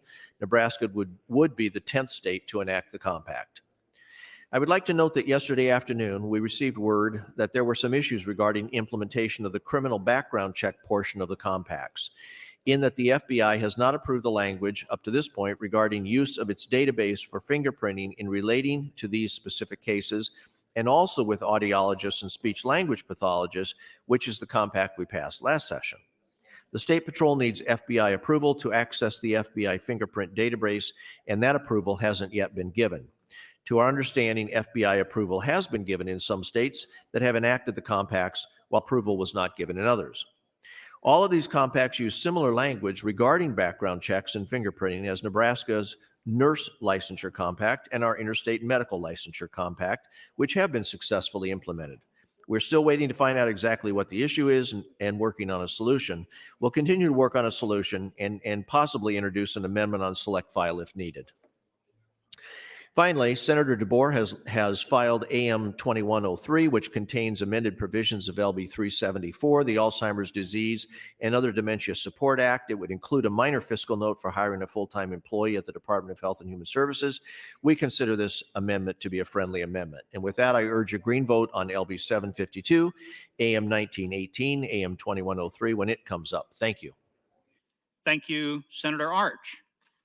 Mr. Clerk, for an amendment. Mr. President, Senator DeBoer would move to amend with AM 2103. Senator Boer, you're recognized to open on AM 2103. Thank you, Mr. President. Good morning, colleagues. Thank you, Senator Arch, for allowing me to introduce this bill onto the committee priority. Today, I am introducing AM 2103, which includes the provisions of my bill, LB 374. This will adopt the Alzheimer's Disease and Other Dementia Support Act. The act would establish the Nebraska Alzheimer's Disease and Other Dementia Advisory Council and require the council to publish a state Alzheimer's plan and provide annual reports to monitor the plan's implementation.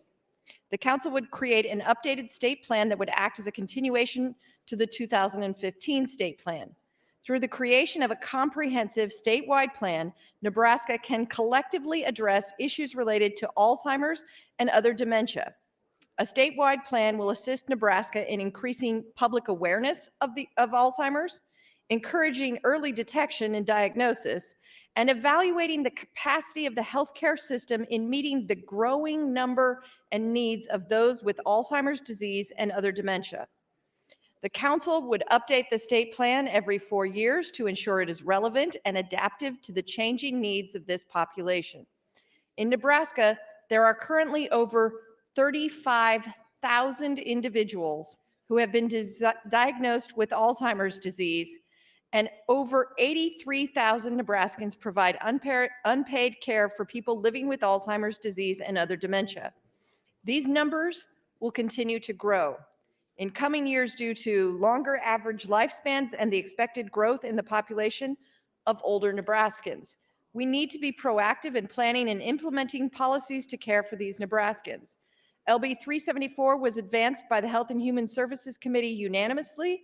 This amendment includes the committee amendment to LB 374, as well as adding an additional member at the request of the department to represent an individual with experience or expertise in the area of the specific needs of individuals with intellectual and developmental disabilities and Alzheimer's disease or other dementias.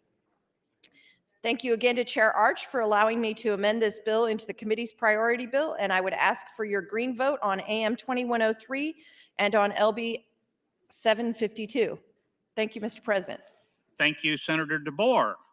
Senator Michaela Cavanaugh would like to recognize two guests in the north balcony, Clara Towie from Omaha and her father, Trevor.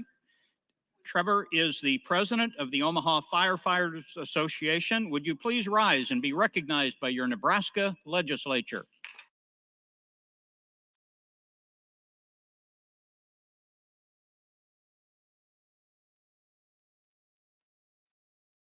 Mr. Clerk, for an announcement. Mr. President, the General Affairs Committee will be having an executive session at 10:30 under the north balcony. General Affairs 10:30 under the north balcony. Thank you.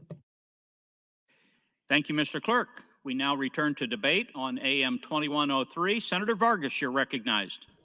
Thank you very much. I rise in support of this.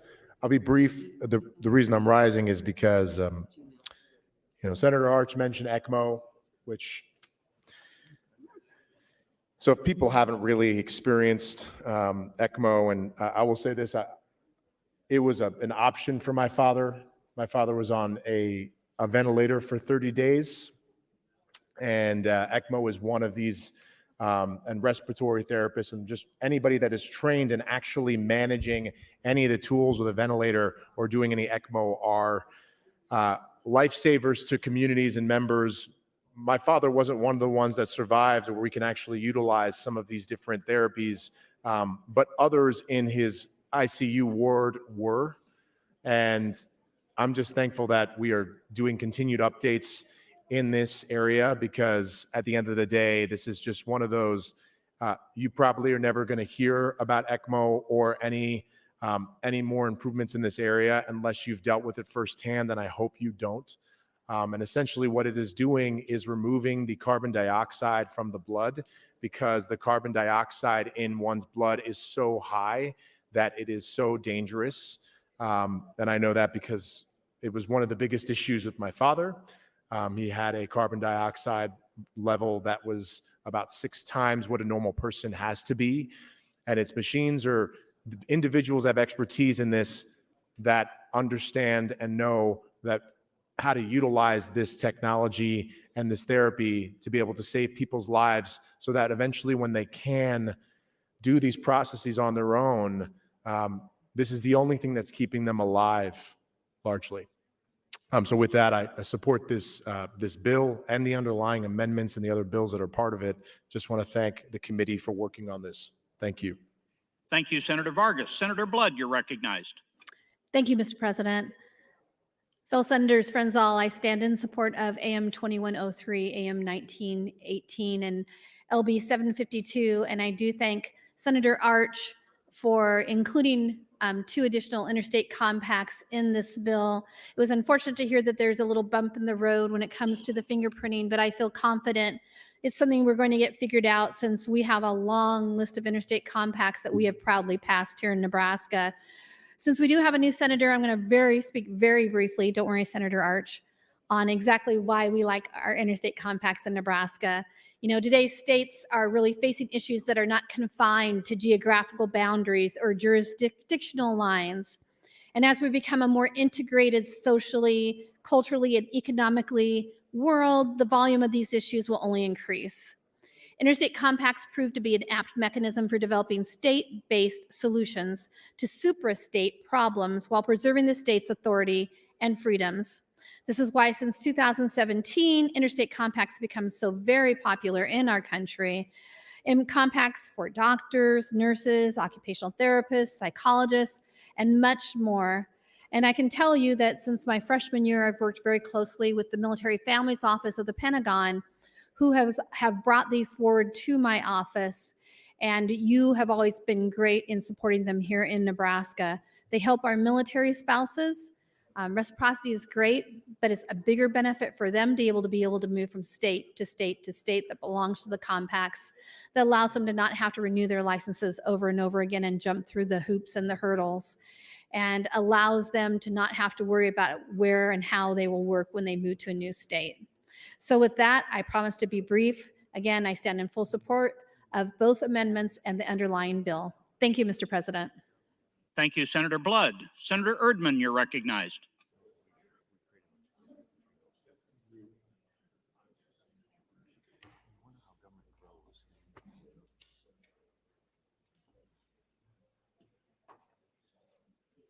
Thank you, Mr. President. Sorry for the delay. I was wondering if Senator Bohr would yield a question. Senator DeBoer, would you yield? I'd be happy to. Senator Bohr, you're going to create a council to oversee this, is that correct? So, yes. Okay. So what's that going to cost us to create this council? So there will be some per diems for folks for driving in from wherever they might be. That's the cost. And that's it? There's no, Yeah, there's no director or anything? The department wants not a full-time, but a partially full-time person to work there to help create the plan or update the plan. And then the council is sort of a separate piece. The fiscal note says, I believe it's like 80,000 the first year and 100,000 the following year. My understanding is that that includes both pieces, the per diems with potential for interpreters, because there might be some that are deaf. Is that right? That are deaf. And then also for that person and their benefits that the department would like to add to their staff. So you're in agreement that the fiscal note could be accurate, that amount? Yeah. Okay. Yeah. Thank you. I was just curious. We create things here and there's a fiscal note, and when they're in these kind of bills, we never see it. So thank you for answering that question. I appreciate it. Yeah. Thank you, Senator Erdman and Senator DeBoer. Seeing no one in the queue, Senator DeBoer, you're recognized to close on AM 2103. Senator DeBoer waives closing. Members, the question is the advancement of AM 2103. All those in favor, vote aye. Those opposed, vote nay.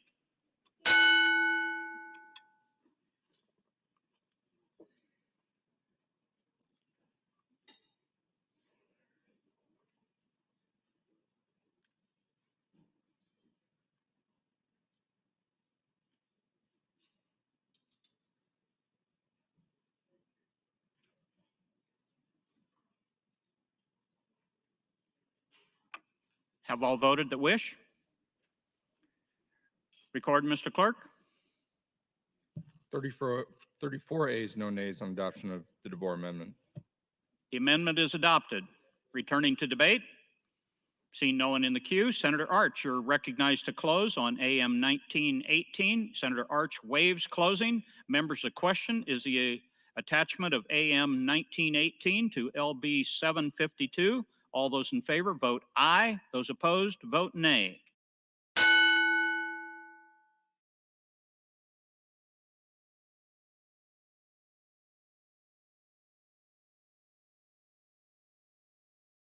Have all voted? Record, Mr. Clerk. 35 ayes, no nays on adoption of the committee amendment. Returning to LB 752.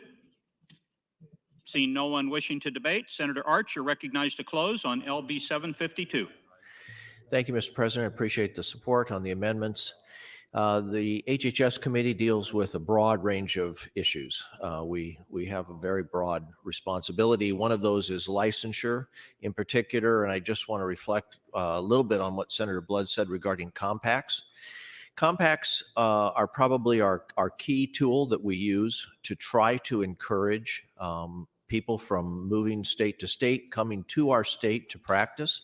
They are actually contracts that in the language, it is like the state contracting with another state, with a group of states, to make sure that if someone else in another state has acquired a license to practice, that the information that is gathered by that state is acceptable to our state. It really eases the process of moving to another state and the time required to go through all the process of gathering original documents. So the compacts are very important. And so with that, I would simply encourage the advancement of LB 752, one of our committee priorities. Thank you. Thank you, Senator Arch. Members, the question is the advancement of LB 752 to ENR initial. All those in favor, vote aye. Those opposed, vote nay.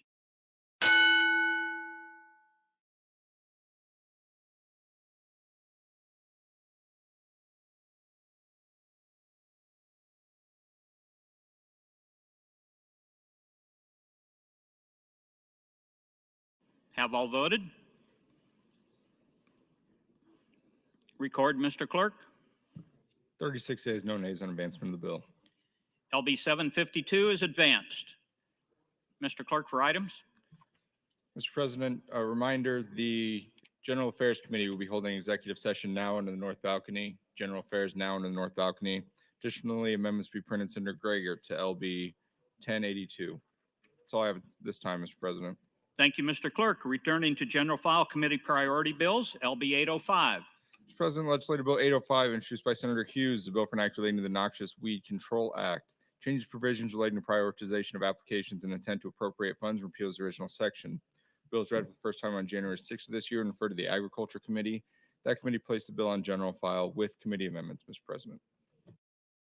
Senator Hughes, you're recognized to open on LB 805. Thank you, Mr. President. Good morning, colleagues. First off, I would like to thank Chairman Holleran and members of the Ag Committee for prioritizing my bill 805 and including two of my other bills in their committee priority, those bills being LB 712 and LB 802. I will explain what 805 does. This bill will amend the Noxious Weed Control Act for the state of Nebraska. In 2007, the legislature passed LB 701, which appropriated $5 million in general funds to help control invasive vegetation in Nebraska's riparian corridors or stream beds. The funding was instrumental in starting the work needed to increase flow conveyance, wildlife habitat, and water availability for human uses by reducing consumptive use from invasive vegetation. LB 805 includes adding measures that prevent the spread of invasive species to already in place control measures. It also clarifies that management of vegetation is within the bank or the floodplain of a natural stream. It also clarifies that the project is intended to reduce or prevent the total population or area of infestation of a noxious weed or invasive species, as identified and listed by the Nebraska Invasive Species Council. Also, it increases the appropriations from $1 million to $3 million per year. There was no opposition to this bill at the hearing. With that, I will end my opening and allow Chairman Holleran to open on the committee amendment. Thank you, Mr. President. Thank you, Senator Hughes. As the clerk stated, there are amendments from the Ag Committee. Senator Halloran, as chair of the committee, you're recognized to open on the committee amendments. Thank you, Mr. President. Good morning, colleagues. The committee amendment is a white copy which would add the provisions of two additional bills, LB 802 and LB 712. Both bills, also introduced by Senator Hughes, were advanced separately by the committee. Section 1 of the amendment retains the substantive provisions of LB 805. Section 2 through 7 incorporates the provisions of LB 802, and sections 8 through 13 attach the provisions of LB 712. I anticipate that Senator Hughes will more thoroughly explain the purpose and details of those bills, and I would urge you to consult the committee statement for a thorough section-by-section explanation of the amendment. But briefly, the LB 802 provisions of the amendment, sections 2 through 7, revises powers and duties of the Wheat Board to expressly authorize additional avenues for commercializing new wheat varieties developing with checkoff funds, and clarifies points in commerce when the checkoff is assessed and collected. The LB 712 provisions, section 8 through 13, are a much needed statutory cleanup of the Black-tailed Prairie Dog Management Act to address or remove constitutionally questionable provisions and other criticisms of the current law. LB 805 was heard before the committee on January 18th. The bill as amended was advanced, 5 ayes, 1 nay, and 1 present not voting. LBs 802 and LB 712 were also heard on January 18th. I would yield any time remaining on the opening to Senator Hughes if he would like it. Thank you, Senator Halloran. Senator Hughes, you're yielded 8 minutes 15. Thank you, Mr. President. Colleagues, I will go ahead and expand on the two additional bills that are part of LB 805, and I do want to again express my appreciation to the Ag Committee for getting all three of these bills out and giving them a priority. LB 802 is will update provisions of the Nebraska Wheat Resources Act. There are three main changes this bill would make to the Nebraska Wheat Resources Act. Currently, wheat producers pay the excise tax when wheat is placed under loan with the Farm Service Agency. LB 802 would eliminate the excise tax collection on loan grain and make the collection only when wheat is sold for the first time in Nebraska. The bill also clarifies that the excise tax will not be collected on wheat that is used as seed. LB 802 also allows the Wheat Board to invest in seed marketing entities and exercise its ownership rights of those varieties in order to help market those varieties developed by the Nebraska Wheat Research Funding. There was no opposition to this bill in committee. The third bill in LB 805 is LB 712. This bill makes a number of changes to improve the Black-tailed Prairie Dog Management Act. This law allows a county to go onto private land to manage uncontrolled prairie dog colonies that are spreading onto neighboring land. The county will have the power only after its board adopts coordinated management program, publishes general notice of this program, gives individual notice to the offending landowner, and allows that landowner 60 days to remedy the situation. If that landowner fails to manage the colony after receiving individual notice, the county can then take its own management action and bill the landowner for that expense. These changes in the law are based on the state's noxious weed control laws, which have been in effect since 2012. There was no opposition to this bill in committee. I would appreciate a green vote on LB 805, and I'll be happy to try and answer any questions. Thank you, Senator Hughes and Senator Halloran. Debate is now open on AM 1976. Senator Lathrop, you're recognized. Thank you, Mr. President and colleagues. Good morning. As many of you know, I'm a 10-year member of the Ag Committee. You'll see on the committee statement I was a no. I was opposed to this bill, and I want to explain that. I don't intend to talk forever today, but I do want to talk about two issues that I had with the bill it became a bit of a Christmas tree, so I want to talk about two different ones. One had to do with the wheat board, and Senator, there is a concern about the intellectual property piece of that bill, which I would say should not be a reason for a red light today, because that Senator Hughes is working with the university to try to bring the people together to work out that intellectual property piece. So that's one piece of it. The problem that I have is the piece on the eradication of the invasive species. And I want to give you a little bit of a history. When Tom Carlson was here, Senator Carlson, he chaired Natural Resources Committee. At one time, he chaired Ag Committee. And he was very concerned about the Republican River being infiltrated by Phragmites. And this issue's been around for a long time. Senator Carlson got an appropriation for, I think, $1 million, and that may be an ongoing appropriation that we're amending to 3 today. What this stuff is, it gets into a river system, and it clogs the system up. This Phragmites grows, and it's invasive, and it isn't easy to kill. I wasn't really sure about giving him the $1 million. It seemed to me that that's something that the NRDs ought to do to keep the rivers flowing, particularly those that are in just sort of a segment of the state. But we did, and we have been. Today, we are going to expand that to $3 million. And it's not because we're expanding it because the cost has tripled since Senator Carlson put that bill in years ago. It's because now we're going to have our tax dollars spent killing this stuff in the floodplain. So think of the riverbed, right? That would be a little tricky. You might need special equipment to kill that.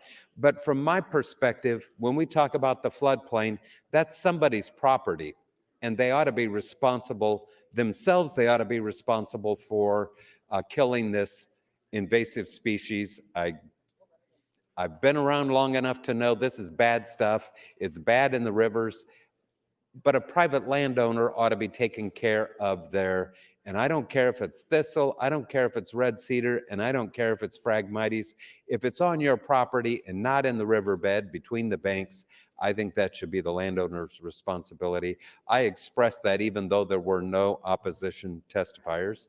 And that is the reason I was a no on the committee's statement, and I'll be a no on this bill. And that's all I got to say about it. Thank you. Thank you, Senator Lathrop. Senator Hughes, you're recognized. Thank you, Mr. President. Thank you, Senator Lathrop, for pointing out some issues, and I would like to answer a couple of those questions. When the program was first initiated by Senator Carlson back in 2007, it was appropriated $5 million per year in order to get this program off the ground, to begin to clear the stream beds. So over time, when we have gone through cutbacks of budget, it was reduced to $500,000 to the minimum. We did get it raised back up to $1 million last year. In this current budget, I'm asking to increase it to 3 because we are expanding the scope of where we can begin controlling these invasive species. And these dollars are cost share dollars. Every stone is being looked under to find funds for these. This is a grant program through the Department of Agriculture. So the NRDs, the landowners, the weed districts, the counties, you name it, there's a lot of people involved in trying to control these invasive species because they never take a day off. And whether or not you believe in climate change, the vegetation in the state of Nebraska has been flourishing quite well. Our crops have been good over the last several years, and the weeds have certainly been good as well. So this is an ongoing problem. You know, I hesitate to say that it's a growing problem because that would be a terrible pun, but it is an unending problem. And it's not, we're not going to eradicate them, but we do need to make sure that we control them because everything flows downstream. And eventually, if you don't have it now, if we don't control it upstream, you will have it. Thank you, Mr. President. Thank you, Senator Hughes. Senator Ben Hansen, you're recognized. Thank you, Mr. President. Just had a question of clarification on, I believe it was LB 802, which is included in this bill. I was wondering if Senator Hughes could yield to a question, please. Senator Hughes, would you yield? Of course. Thank you, Senator Hughes. It'd be more on page 3, line 21 through 27. We add in some language that has to do with the acquisition of ownership rights, including intellectual property that has to do with the wheat board. This new language that we had put into this bill, and so it says the acquisition of ownership rights, including intellectual property rights to any variety of wheat and the development, production, marketing, and sale of seed for any variety of wheat owned by the board. This is the policy and programs of the state of Nebraska relating to the wheat industry. So the main question I had was, so say I'm Farmer Joe in western Nebraska. I don't know where we grow wheat. I'm assuming it's middle western part of Nebraska. And he actually has taken a decade or two trying to figure out a new strain of wheat that he has developed over time through genetic engineering of different kinds of wheat. He finds a new strain of wheat that is 3 times better than the current form of wheat that we have now. He wants to grow it, sell it, market it. Would the wheat board have first rights to that over Farmer Joe, or would he have it and then the ability to sell it to them first? Farmer Joe is not covered by this legislation at all. If a farmer wants to do that on their own private property, they are free to do whatever they want. This just covers the issue between the Nebraska Wheat Board, which pays the check off and helps fund the University of Nebraska wheat breeding program. So this is just between the University of Nebraska and the Nebraska Wheat Board. Okay, so the wheat board would not have any intellectual rights or proprietary rights to that wheat that he developed? Not over individual farmer's development. Perfect. Okay, that's what just want to make sure, just to clarify. So I am going to vote green on AM 1976 and the underlying bill, and I encourage everybody else to as well. I just want to make sure I get that question answered. Thank you, Senator Hughes. Thank you. Thank you, Senator Ben Hansen and Senator Hughes. Senator Erdman, you're recognized. Thank you, Mr. President, and good morning again. I appreciated Senator Hansen's question there, and I was wondering if Senator Hughes would yield to another question. Senator Hughes, would you yield? Of course. Senator Hughes, you may be aware of the fact that I have been in contact or been contacted by wheat growers in my district about this issue. This is an issue that's been going on for some time. Is that correct? Yes. And so can you explain what happens there? The university develops a wheat brand, a wheat variety, and then what happens? The university, with funding from several sources, including the checkoff dollars from the wheat producers of the state of Nebraska, have a breeding program, and they develop varieties. They develop several varieties. It goes through a number of stages of testing. Very few of those varieties make it into commercial production. Because the university has agreed to share ownership with the wheat board, there is some question of the marketing of that, and the wheat board would like to be more aggressive in that marketing area of Nebraska produced wheats to compete with the varieties that are being bred from Kansas and Colorado. Okay, so can I conclude that what they're asking for is just a return on their investment on their checkup dollars? No, I don't necessarily agree with that. Certainly and these wheat varieties, those dollars do go back into the University of Nebraska, into the breeding program. We just want to raise the profile of the quality of wheat that is coming out of the University of Nebraska by getting it more widely adapted in the wheat producing areas of the High Plains. Have you on your farm taken advantage of the new varieties the university has developed? We have planted university varieties in the past, yes. Are they an advantage or an increase in yield or whatever you're looking for over the other varieties that are available? There are other varieties that seem to work better on our land than what the university is putting out at this time. But that may not be the case out where we live. I know several people that plant these varieties. So I appreciate your efforts on trying to move this forward, and I'll be a green vote. Thank you. Thank you, Senator Erdman and Senator Hughes. Seeing no one in the queue to debate, Senator Halloran, you're recognized to close on AM 1976. Thank you, Mr. President. A few thank yous here first. I'd like to thank Rick Leonard, committee research analyst, done a lot of work in the committee. Excellent work. Rod Crow, the Ag Committee clerk, but particularly the committee itself. I don't know that diverse is the best way to describe it, but it's an 8-member committee, and there are 6 rural districts represented on that committee, but there are 2 urban districts represented on that committee, and they are quite inquisitive, and we welcome that inquisitive nature. So I won't name them specifically, but you all know who they are. I encourage the adoption of AM 1976 and LB 805. Thank you, Senator Halloran. Members, the question is, shall the committee amendments to LB 805 be adopted? All those in favor, vote aye. Those opposed, vote nay.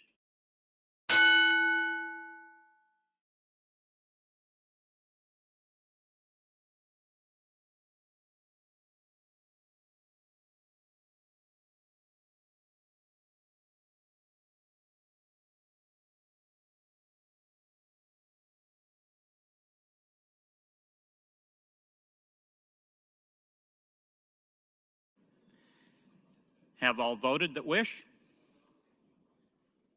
Record, Mr. Clerk. 32 ayes, 1 nay on adoption of the committee amendments. The amendment is adopted. Returning to debate on LB 805. Seeing no one in the queue, Senator Hughes, you're recognized to close. Senator Hughes waives closing. Members, the question is the advancement of LB 805 to ENR initial. All those in favor, vote aye. Those opposed, vote nay.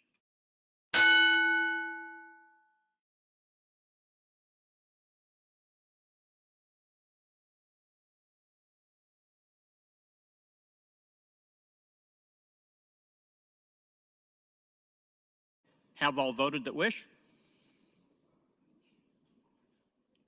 Record, Mr. Clerk. 33 ayes, 5 nays on advancement of the bill.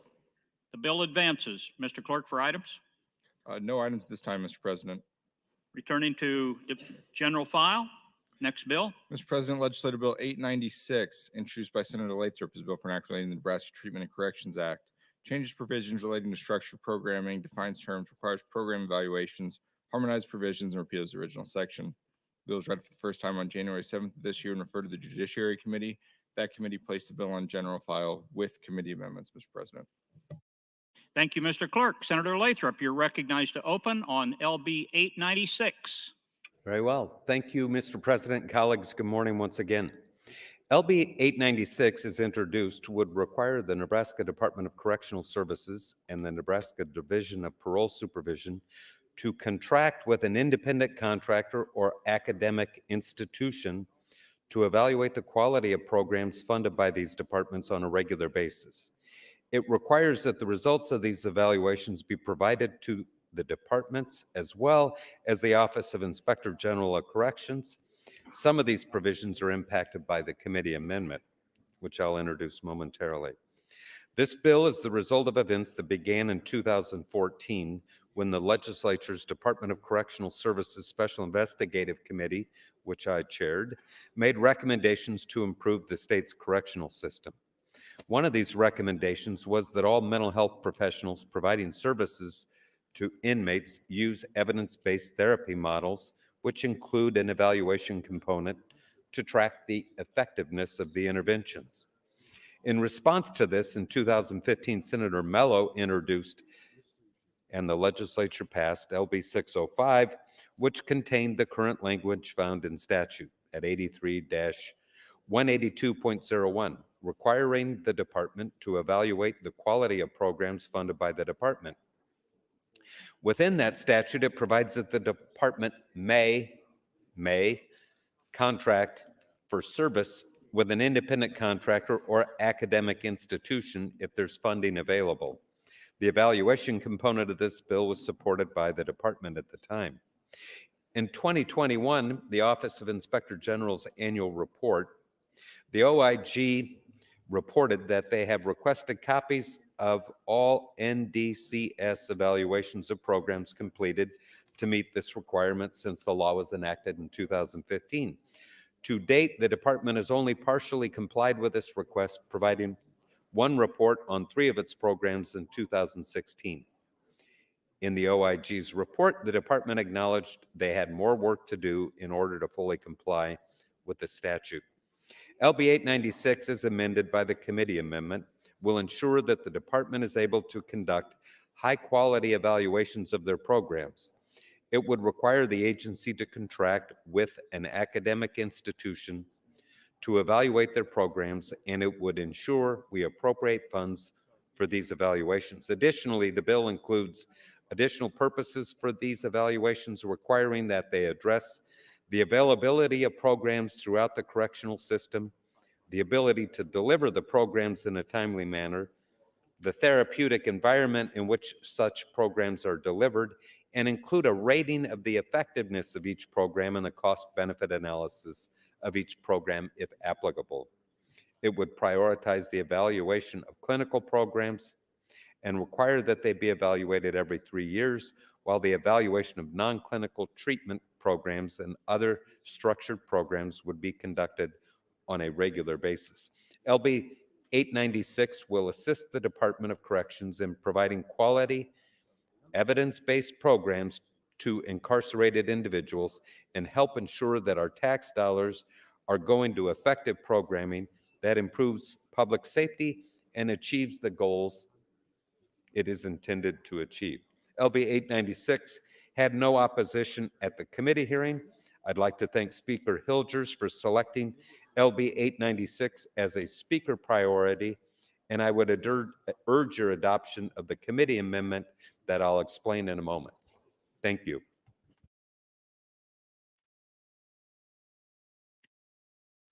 As the clerk stated, there are amendments from the Judiciary Committee. Senator Lathrop, you're welcome to open.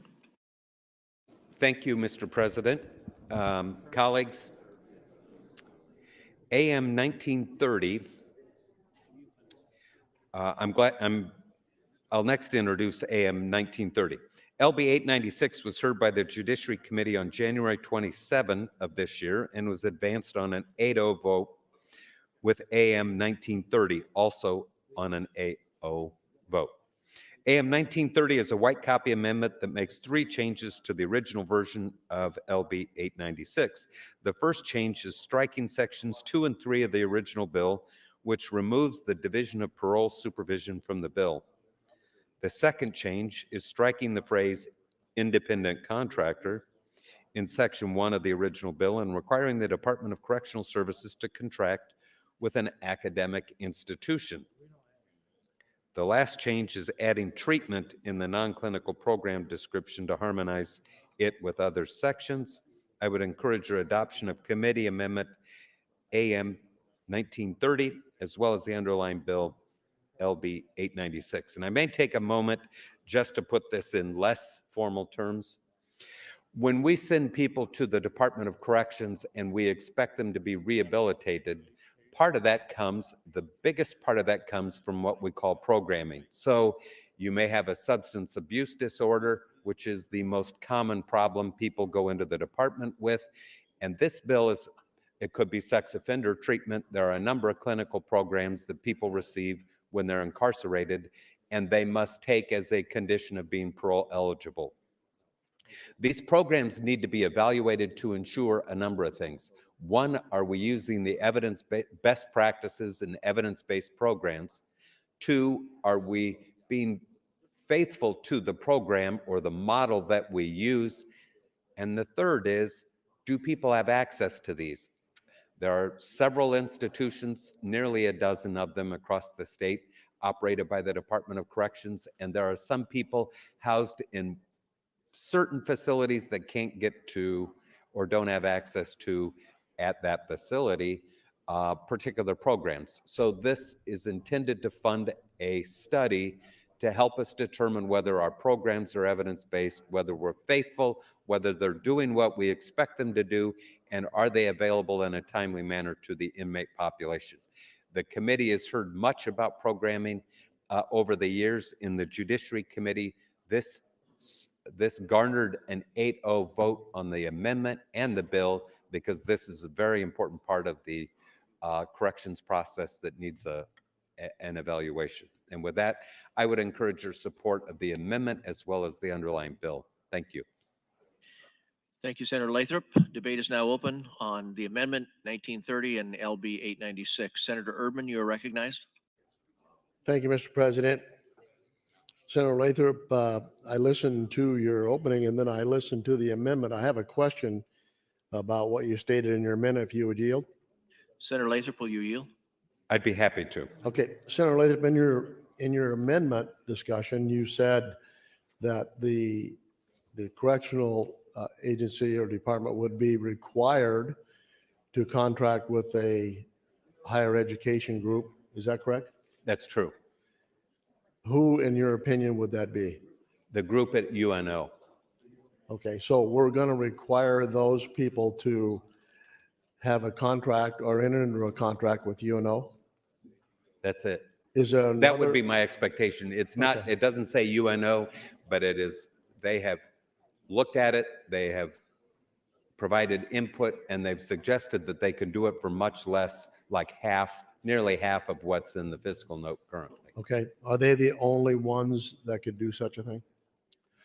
Not according to the bill, it would be any academic institution, but they are well equipped to do it.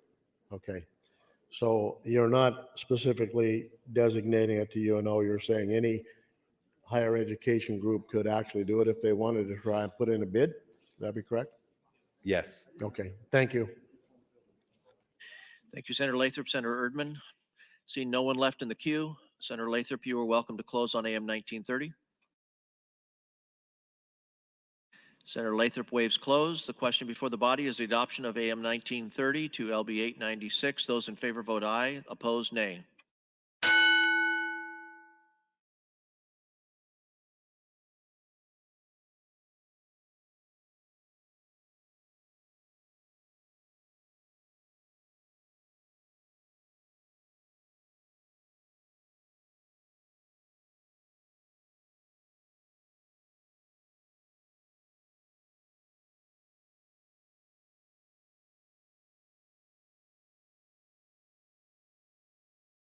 Have all those voted who wish to vote? Mr. Clerk, please record. 40 yeas, no nays on adoption of the committee amendments.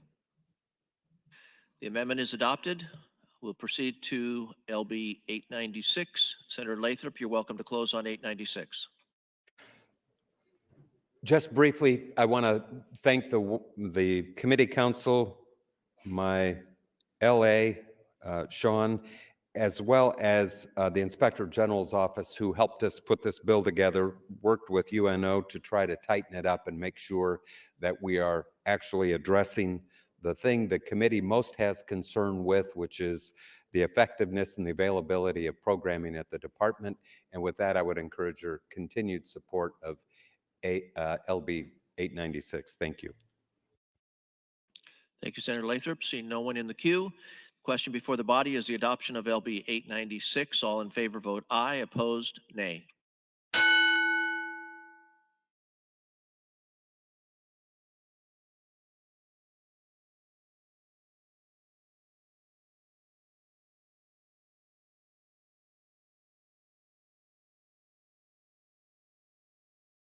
Mr. Clerk, please record. 40 yeas, no nays on advancement of the bill. LB 896 advances to E&R. We will now proceed to the next item on the agenda, LB 1273. Mr. President, Legislative Bill 1273, introduced by Senator Bostar, is a bill for enacting the income taxes, provides an income tax deduction to retired law enforcement officers for health insurance premiums, and repeals the original section. Bill was read for the first time on January 20th this year and referred to the Revenue Committee. That committee placed the bill on general file. There are committee amendments, Mr. President. Thank you, Mr. Clerk. Senator Bostar, you're welcome to open. Thank you, Mr. President. Good morning, colleagues. LB 1273 provides an income tax deduction to retired law enforcement officers for the cost of their health insurance premiums. I bring this legislation forward in recognition of the fact that negative consequences to personal health can result from a career in law enforcement. A career in law enforcement is physically and psychologically taxing, and we know that the stress that they endure has measurable health impacts. According to a 5-year study conducted by Buffalo University professor John Violanti, a professor of social and preventive medicine at the UB School of Public Health and Health Professions, the daily psychological stressors law enforcement officers are subjected to places them at a considerably higher risk for various long-term physical and mental health challenges compared to the general public. The Buffalo Cardiometabolic Occupational Police Stress Study found that almost half, 46.9% of officers examined were at an increased risk of suffering from metabolic syndrome, which is a combination of symptoms including abdominal obesity, hypertension, insulin resistance, stroke, and type 2 diabetes. In addition, officers who had served for more than 30 years had a higher risk of developing Hodgkin's lymphoma and brain cancer. In a 55-year mortality study conducted at the University of Iowa, researchers looked at deaths of police officers versus the general population.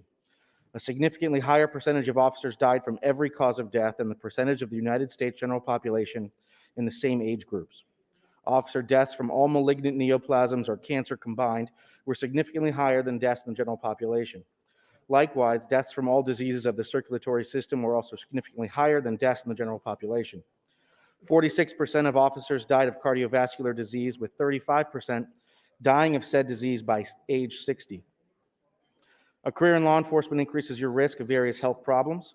To address the cost and somewhat mitigate the impact of these negative health effects, LB 1273 would allow any retired individual who was employed full-time as a certified law enforcement officer for at least 20 years and who is at least 60 years of age as of the end of the taxable year to reduce their federal adjusted gross income by the cost of their health insurance premiums.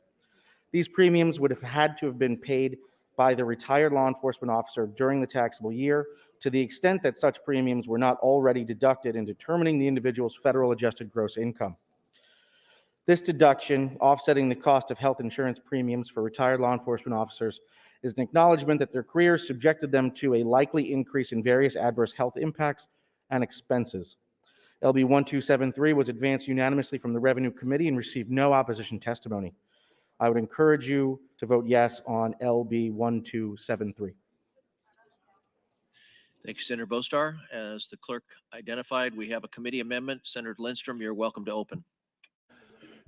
Thank you, Mr. President, and good morning, colleagues. AM 2005 adds one provision to LB 1272, which was introduced by Senator Halloran.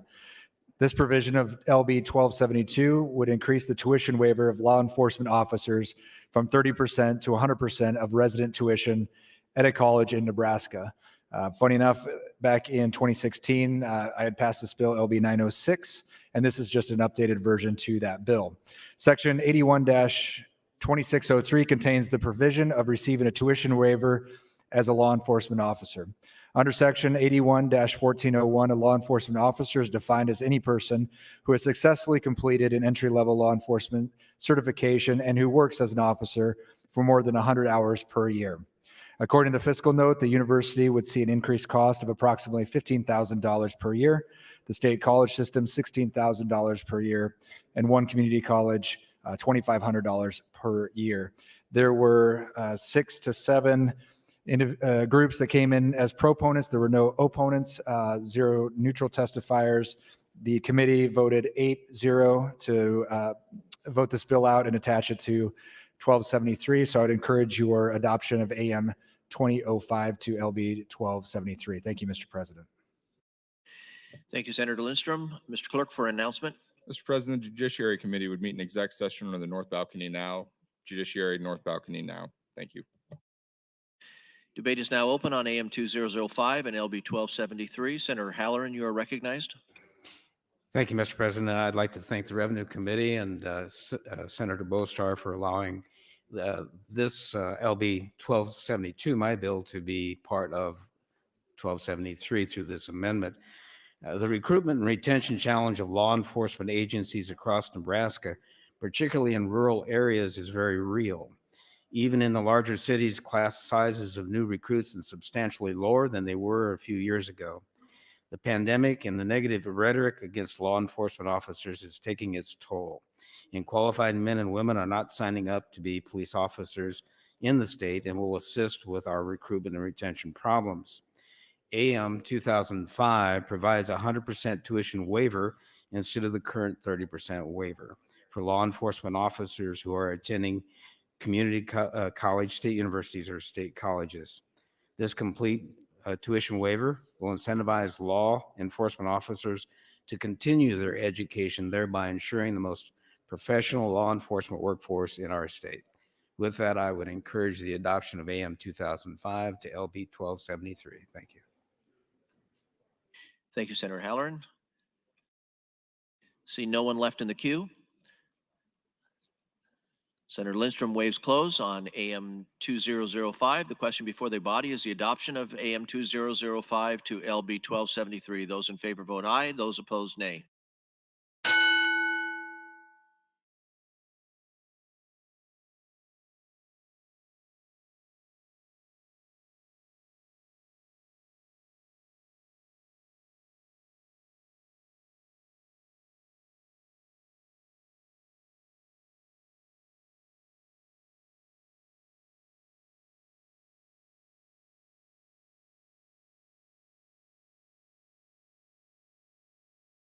Has everyone voted who wish to vote? Mr. Clerk, please record. 33 ayes, no nays on adoption of the amendment. The amendment 2005 advances. Now the question before the body is LB 1273, advance to ENR. Those in favor vote aye. Opposed, nay.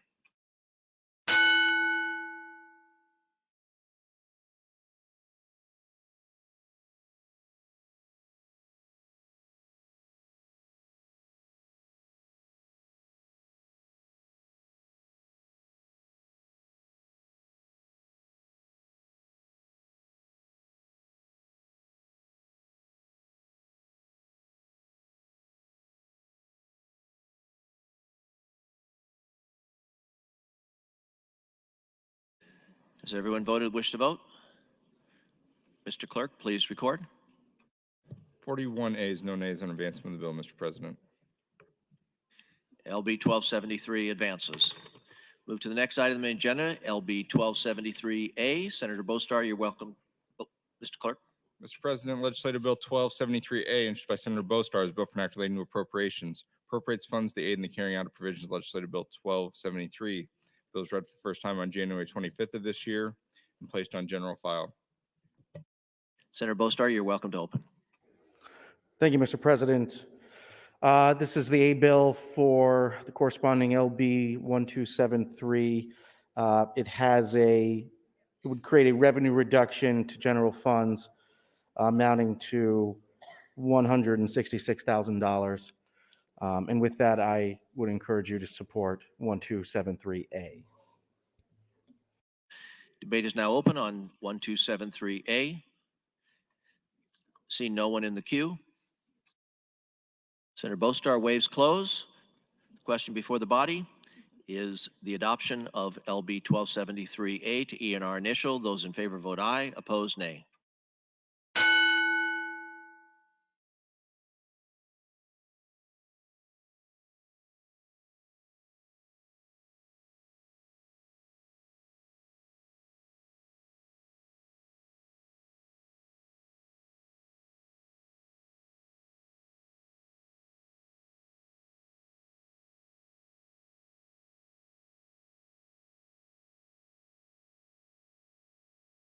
Has everyone voted who wishes to vote? Mr. Clerk, please record.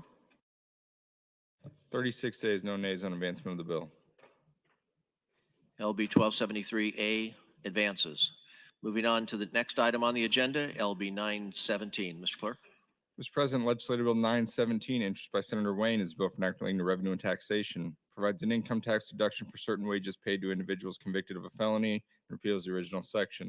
The bill was read for the first time on January 10th of this year and referred to the Revenue Committee. There are no committee amendments, Mr. President.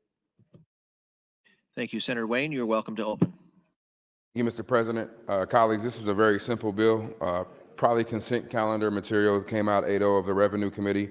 It's a really simple bill in that it allows a tax deduction up to 65% of the wages of a person who was convicted of a felony, who in the first 12 months of being released or off the paper, encouraging employers to hire individuals who are recently incarcerated to help with their recidivism rate. Study after study have shown the two quickest ways to lower recidivism in our system is to make sure people have a job when they are first out in the first year. And so that is this bill is actually limited to the first year when somebody is out or off paper, to make sure that they are engaged, they have a good paying job, and that they are being a productive citizen in the community. And with that, I'll answer any questions.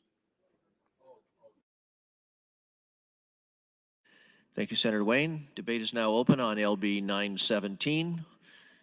Senator Bosselman, you are recognized. Thank you, Mr. President. Senator Wayne yields some questions. Senator Wayne, will you yield? Yes. Senator Wayne, could you explain to me a little bit further on the business receives the deduction and the individual's qualifications for the individual they're hiring?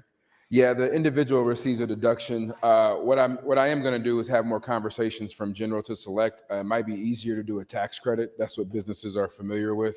We had some conversations with revenue about the Revenue Committee about maybe changing it to a tax credit.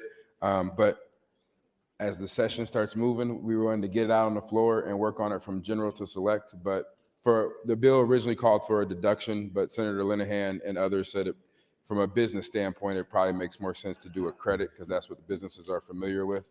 So we'll make that change from general to select. And that's kind of the thought process. Sure, and appreciate that. The other one is the felon. It's that individual is any person who is fits in. Is there a category that fits into, or any felon? Is it? So it's any felon, but what we did by trying to narrow it was saying the first 12 months that they are released or off of parole. And we were trying to narrow it down to not just mean any felony in the last 20 years, but when you're originally released. So it'd be some of those what I think would affect me. Some of those are in like maybe a work release program currently. Correct. And that they've already got to start. So this helps them continue on during that time. Correct. And it encourages employers to kind of buy down that risk of maybe some of that fear of hiring individuals who are recently incarcerated. Okay. Thank you. Thank you.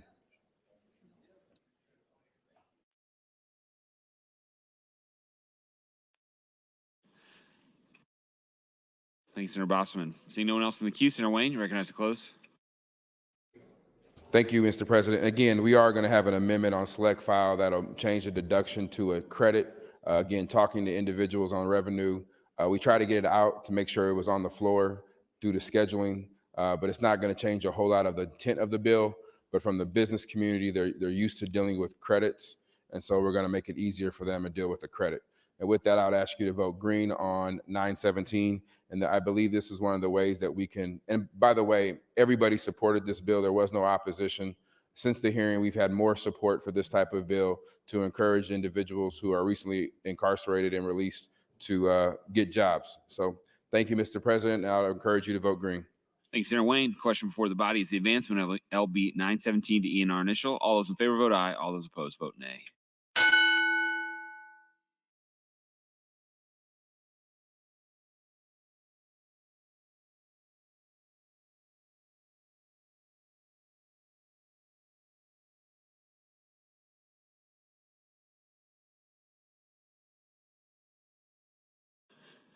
Have all those voted who wish to?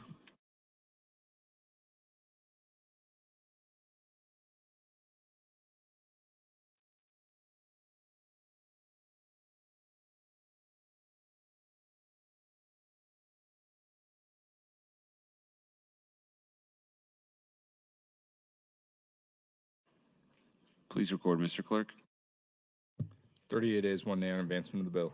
LB 917 advances. While the legislature is in session and capable of transacting business, I propose to sign and do hereby sign LR 301, LR 302, and LR 303. Mr. Clerk, for items. Sorry, next bill. Mr. President, Legislative Bill 917A, introduced by Senator Wayne, is a bill for an act relating to appropriations, appropriates funds to aid in the carrying out of provisions of Legislative Bill 917. Bill is read for the first time on March 2nd of this year and placed on general file. Senator Wayne, you recognize to open on 917A. This is just the catch-up bill of the A bill of what the lost revenue would be. Again, it'll probably change on select file just a little bit when we add a credit. Shouldn't change that much because it's still capped at 65% of the wage and $20,000 maximum, so it shouldn't change a whole lot, but it could. I'd ask you to vote green on the underlying bill. Thank you. Thanks, Senator Wayne. Debate is now open on LB 917A. Seeing no one in the queue, Senator Wayne, recognize to close. Senator Wayne waives closing. Question before the body is the advancement of LB 917A to ENR initial. All those in favor vote aye. All those opposed vote nay.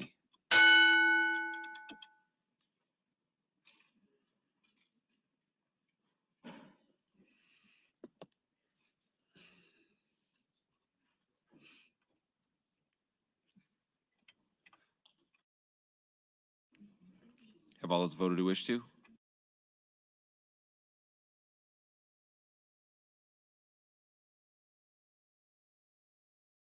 Please record, Mr. Clerk. 34 ayes, 1 nay on advancement of 917A, Mr. President. LB 917A is advanced. Mr. Clerk, for items. Thank you, Mr. President. Your Committee on General Affairs, chaired by Senator Breezy, reports Legislative Bill 764 to general file. Amendments to be printed. Senator Ben Hansen to LB 1250 and Senator Ben Hansen AM 2082 to LB 1251. Senator Blood introduces LR 317. That'll be read and laid over.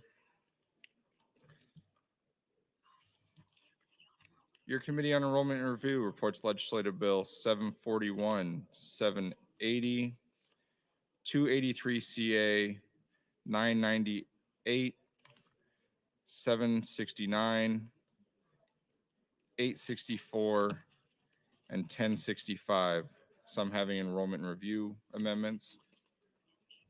New A bill, Mr. President, to LB 1037. It's a bill for an act relating to appropriations, appropriates funds to aid in the carrying out of the provisions of Legislative 1037A.